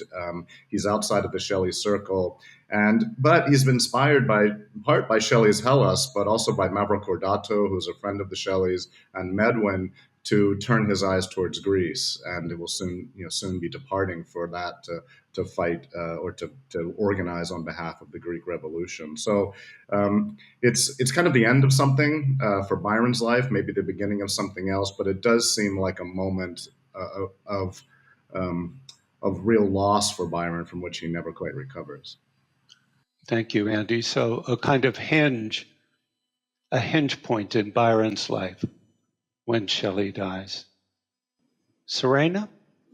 I would say that I really like Shelley's visionary project and the vision that he had with the liberal as a lasting editorial project is something that embraces a sort of European visions and liberalism that crosses the boundaries, the national boundaries. And as we know, Shelley has been included as a sort of international poet also in a collection outside England, so it's been recognized by an international public as a very important and pivotal voice proclaiming his ideals. And with the liberal, in a way, is giving voice to these visions of a transnational literature conveying liberal ideas that crosses, as I said, national identities and boundaries. Thank you, Serena. So we add to hinge point in Byron's life the sense of Shelley as a transnational poet, someone whose poetry is meant to cross European boundaries. Great. Mathalinda? Well, I suppose something that fascinates me is the memorialization of Shelley. So the way in which those final days, and particularly that scene of his cremation on the shore, as Andy was mentioning, like Trelawney throwing frankincense, taking the heart out of the flames. I mean, it's not really important how true it is in terms of fact, but I think it's important how it becomes such a cultural myth around that, and how that becomes symbolic of the Romantic poet as such, and not simply of this particular poet. And thinking about how Shelley's memorialized today, I think it's interesting because most poets, when you have portraits of them, you have the poets with a quill in hand, writing or looking out into the distance, like Keats often does, sort of communing with his muse. With Shelley, you have this kind of dead body. So thinking about the Shelley Memorial at University College, Oxford, which was originally, the statue was produced for Shelley's grave, but then it wasn't placed there, but placed at Oxford. And it's a naked corpse, sort of lying on the beach. There's another memorial in Christchurch Cathedral in Dorset where we have Mary Shelley holding the poet's dead body, again, kind of on the beach, seaweeds, and Mary Shelley in this kind of pose of pietà, having some Catholic iconography there. There's another famous painting, the Fouriers, I think it's 1889 or so, where again they have that scene of Shelley being cremated on the beach. So it's kind of the focus on Shelley's death as the focal point or of visualizations of his life. I think it's really fascinating. And I suppose thinking about things like decolonizing the curriculum and diversifying the curriculum, we often complain about how all poets are dead white men, but there's something about Shelley that he is like the archetypical dead white man. You only see him as dead. Yeah, indeed. And it almost sounds as if death was a great career move Thank you, Mesalinda. Nora? Well, there are lots of people who there's quite a lot of memories about the last time I saw Shelley, and the one that keeps coming back to me is the memory of a Captain Gronow who was at Eton with Shelley at school, and he tells a story about meeting Shelley very shortly before he died.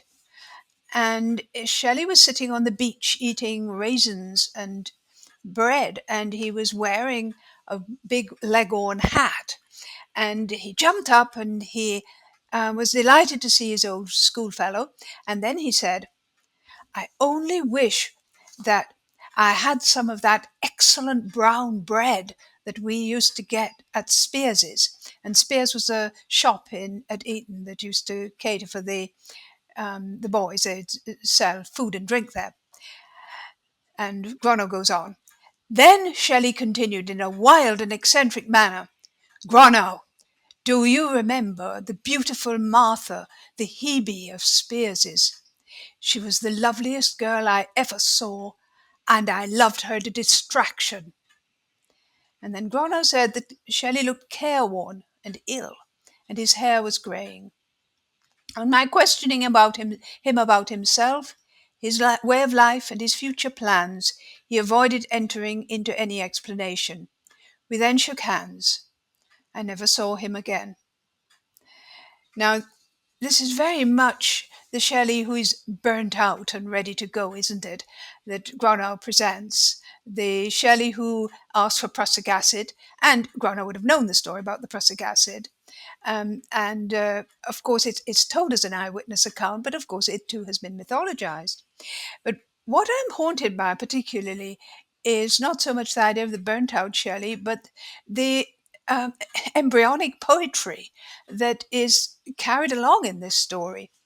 Shelley calls Martha, this girl who sold bread, the Hebe of Spears's. She serves refreshments to the Eton boys. And in the myth of Hebe, Hebe was cupbearer to the Greek gods. And the lovely shape in Shelley's Triumph of Life bears a cup mantling with bright nepenthe.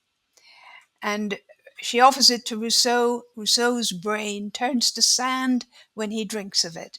And he goes mad, really. And the careworn Shelley remembers the lovely Martha, a Hebe, another cupbearer, who drove him to distraction in his boyhood. And from the first to last, it seems, he's worshipping the delusive flame that Mathalinda quoted. Whether the object of desire is called Harriet, Cornelia, Mary, Claire, Sophia, Amelia, Jane, or Martha, he is always driven to distraction and the intense atom glowing. Thank you, Nora. That seems to be just right. Fernando?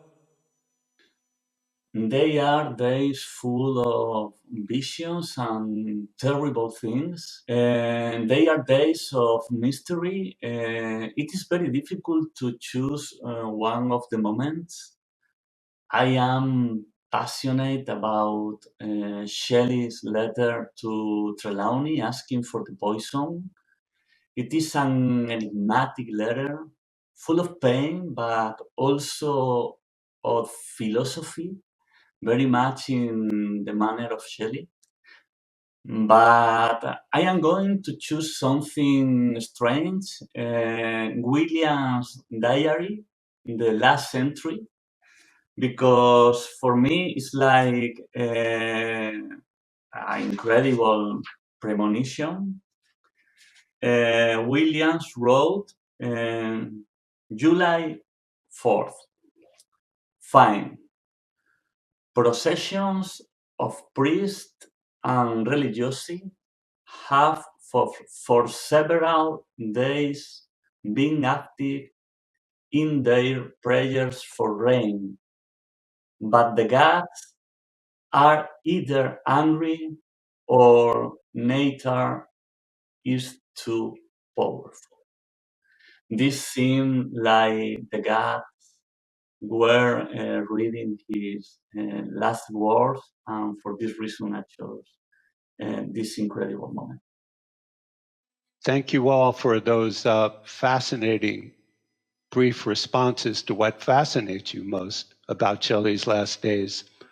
Now I'd like to turn it back to the panel at large and first ask, do you have any responses or comments you'd like to make based on what the others of you have said? Nora. Well, I'd just like to comment on what Fernando just said. I think that's just an amazing choice that he's made. Those portentous words of Edward Williams, the last words in his diary, nature is too powerful. And it's good to remember Edward Williams, who was Shelley's best friend at the time, or said to be, and who went down with him in the boat, and who seems to have been a delightful man as well as an accomplished artist. We should remember him too, along with the last days of Shelley. It was his last days as well. Yeah, some people talk about Williams's smugness about his own seamanship, and how that might have helped lead to the tragedy. Other people talk about how happy Shelley was in his last days when he could be out sailing with Williams. Clearly, he was a key component in Shelley's own emotional experience of those last days, and it is great that we can acknowledge that and bring him into better view. Other responses, Andy? I just want to go back to the delusive flame that Nora and Matalinda have both mentioned, which is so interesting because it's not only something that characterizes Shelley's imagination, but he's quite aware of it. And as early as a poem like Alastor, he's actually thematizing that as the whole subject of the poem. So it's not that he is simply a deluded wanderer, he's always needs a muse figure. He doubles down on that by making that his subject highly self-consciously. And so he's both deluded and very clear-sighted about the fact of the various gleams that we all pursue. And I think Matalinda earlier said something about, there are no coincidences with Shelley. It seems as if everything was pre-scripted. And of course, he himself did a lot of that scripting. The fact that he dies in a boating accident, again, goes back to Alastor, where the little boat is driven by boiling torrents, or of course, Adonais, which famously ends, my spirit's bark is driven far from shore, I am borne darkly, fearfully afar. And so he's pre-written the terms of his own death that sounds like he's done some divination, but it's as if his imagination has been shot through with many of these themes from the very beginning, which I just find fascinating.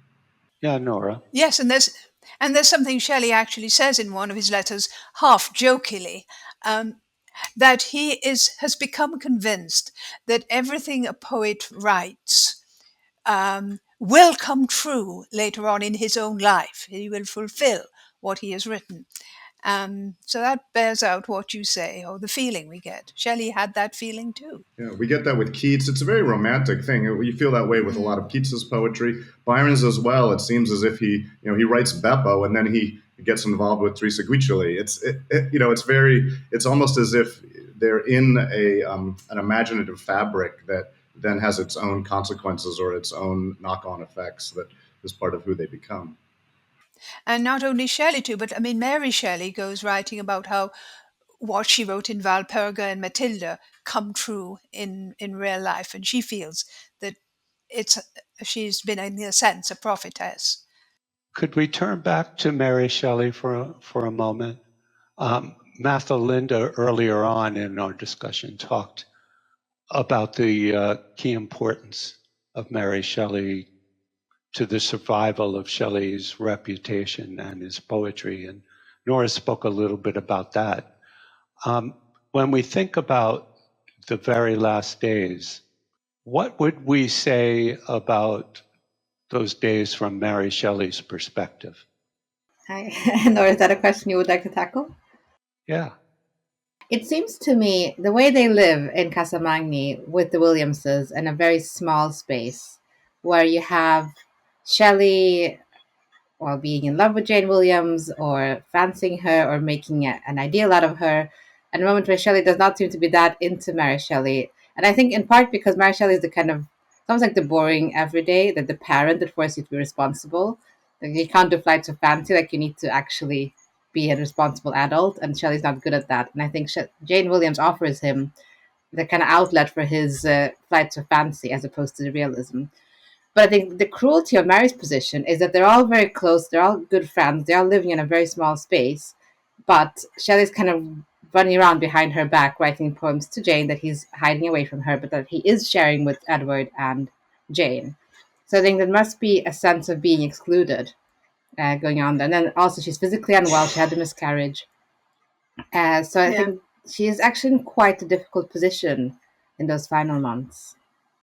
Yeah, I completely agree. I think I would just say that it's also important to think about how, like you say, Matalinda, the Shelleys usually would share their writing paper, their notebooks with one another. By 1821, especially with Epipsychidion, one of Shelley's late great poems, that is a private notebook that Mary Shelley does not have access to. And again, she has been kind of isolated in that period. Sorry, Nora, did you want to add something? I was thinking again, still fixated a bit on Edward Williams, the way in which Williams becomes Mary Shelley's friend. I mean, that she's obviously he's very fond of her, and he stays at home when Shelley and when Shelley and Claire go off to Carrara together, and they go and visit the marble factories and things at Carrara in those last days. And so I think that there's that kind of dynamic going on as well.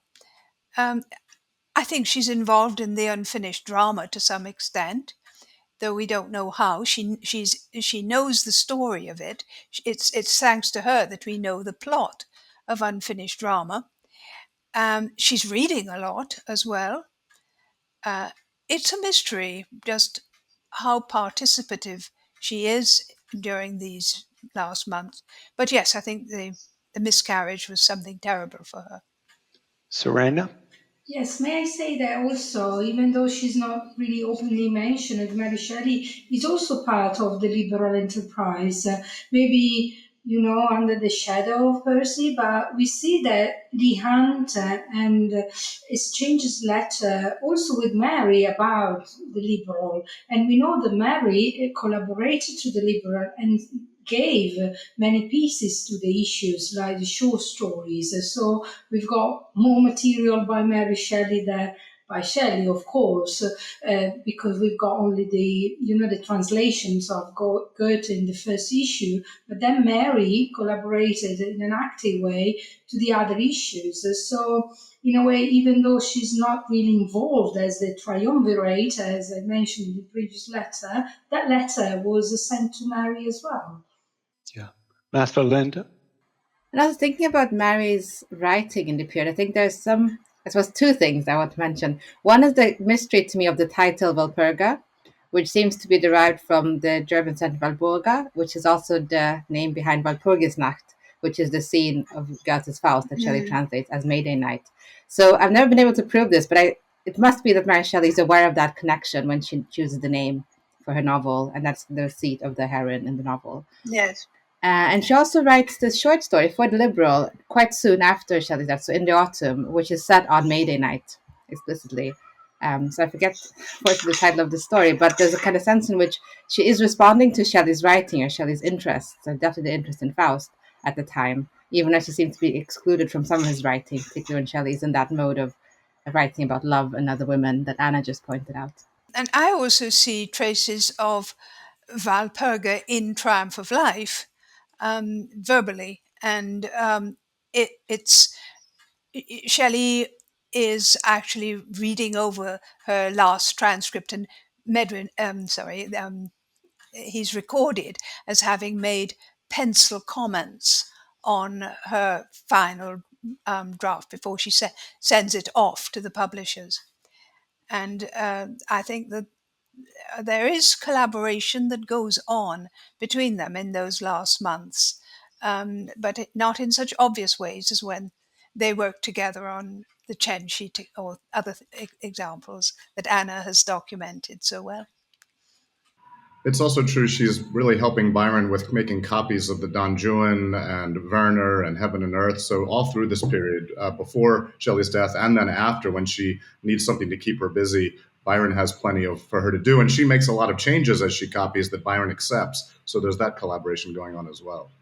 Yeah, I was also thinking when we get back to the mythologizing and the stories that come down to us about Shelley's last days, about Mary Shelley's impending sense of doom, Mary Shelley's deep desire to leave the Casamagni, pushing Shelley to take them elsewhere, wanting Shelley to come back to her quickly, the almost interminable wait to find out what's happened to the boat once Mary Shelley and Jane Williams receive word from Leigh Hunt that Shelley has indeed sailed on the Monday of the big storm, and no word has been heard from him since. Of the story of Trelawney coming to tell Mary Shelley and Jane that all is over. Of the tremendous and horrible thunderstroke that entails for her, and of her resilience in the face of that blow. That seems to me to be all part of the story, as is her strong dependence and friendship with Jane Williams as someone who's suffered a similar blow. And the whole Jane Williams, Mary Shelley friendship story as it transmutes over time and degrades over time for various reasons. I'd be remiss, though, and this also speaks to Mary Shelley, if we didn't go back for 1 second and talk about something that always comes up in discussions of the last days, and that's Shelley's heart, which Trelawney claims he reached into the burning pyre and pulled out the unburnt heart. Does somebody want to talk about Shelley's heart?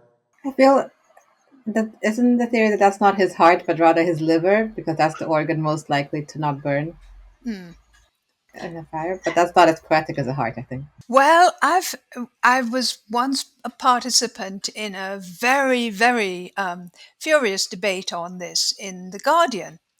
And I put in my little tuppenny worth, which is that Leigh Hunt himself said that as a child he wanted to be a surgeon. And among the things that he went and was fascinated by in a doctor's house whom he visited were some bottles which contained some pickled hearts. So he had ample time. I mean, he would have known what a heart looked like. And I do not think that he would have mistaken the heart, the liver for the heart. But those who want to believe it's a liver will continue to do so. And I mean, there's no way of proving now it was, unless we went and dug up Sir Percy Florence Shelley's grave, where Jane, Lady Shelley, Mary Shelley's daughter-in-law, said it was laid, this heart. So maybe one day somebody can exhume it to settle this matter. And that was after Mary Shelley used it for years as a bookmark in her copy of Adonais. Is that the story? Which I don't see how that could work if it's the heart. Like, how could it be a bookmark? Well, it's like a tan piece of leather almost, maybe at that point. I believe it was kept in a velvet case that's still in the Bodleian. And whether or not it was a heart, there's been symbolic reasons why everyone has chosen that it be his heart. Yeah, and it's all part of the mythology. The heart survives. Shelley as a poet of heart. Well, Byron wanted his skull. According to Trelawney, Byron said that Byron wanted the skull. Now, that sounds like Trelawney might have made that up based on the fact that Byron did have a skull cup, made from that monk's skull that he would drink wine from. But Trelawney says, no, I didn't want Shelley's skull to be profaned in that way. So, and anyway, the skull shattered and it wasn't usable as a cup. But yeah, there are skull fragments that still exist in the Pforzheimer collection at the New York Public Library and at the Bodleian, in case anyone is interested in Shelley's DNA. I do think it's quite fascinating the amount of pieces of Shelley's body that survive here and there. And I suppose I'm also thinking about hair, because there's quite a bit of hair in almost all the major archives, including, I think, the Keats-Shelley House in Rome. That's interesting. Do you know that when Shelley's body was put into the furnace that Trelawney had constructed for burning the body, people couldn't touch the body because of quarantine laws. If they touched the body, they would have had to be quarantined. So there were like forceps-like instruments used to pick up the body and put it inside. And when this was done with Williams's body, it sort of fell into smaller pieces, but Shelley's body stayed mostly coherent as a piece when it went into the furnace. I want to turn to one final question for you all. It's 200 years after Shelley's death, and here we are, people from various countries, after a reading of Triumph of Life in multiple languages, talking about Shelley's poetry still. Why do you think Shelley's poetry still matters, still lasts? Nora. Yeah. Well, Shelley will, I think, always be the poet of the great mantras. The poet that speaks truth to power, the poet who writes, if winter comes, can spring be far behind, rise like lions after slumber in unvanquishable number. But I think that he wrote something which I think is very illuminating to me about why he is remembered. He wrote in Defense of Poetry, "The end of social corruption is to destroy all sensibility to pleasure, and therefore it is corruption. It begins at the imagination and the intellect as at the core, and distributes itself thence as a paralyzing venom."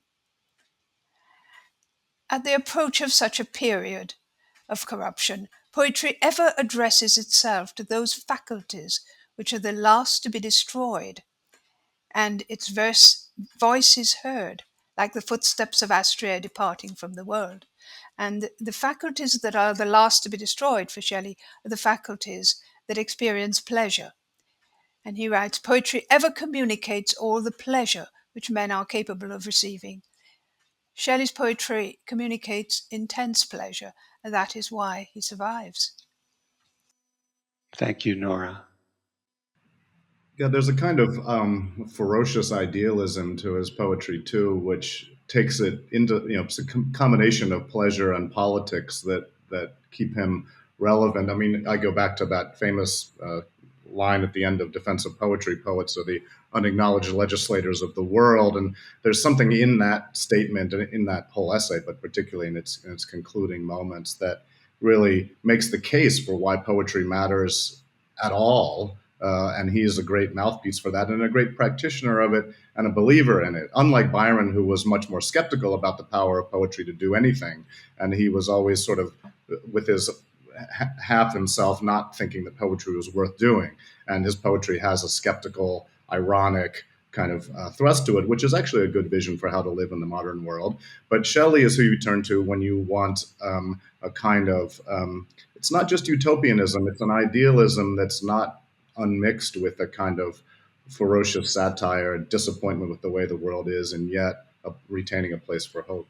You know, Andy, I would add to that, though, for me, the idealism is all the more important because there's a ferocious self-reflexivity in Shelley's poetry. Self-interrogation always. And, you know, the famous Julian and Madelot split between the voice that's supposed to be Byron's and the voice that's supposed to be Shelley's, the realist against the idealist. Shelley's writing both of those things. And you cannot find an idealistic statement from him in any of his longer works, especially, that doesn't interrogate itself over time. And I think that continues to make him timely. That continues to make us stay on our feet about our own ideals and what the holes are in them and what the other side is to them. And God knows the man had all kinds of faults and flaws, but he was aware of them. And, well, he was aware of many of them. And his poetry opens up the door for us to both see them and see beyond them.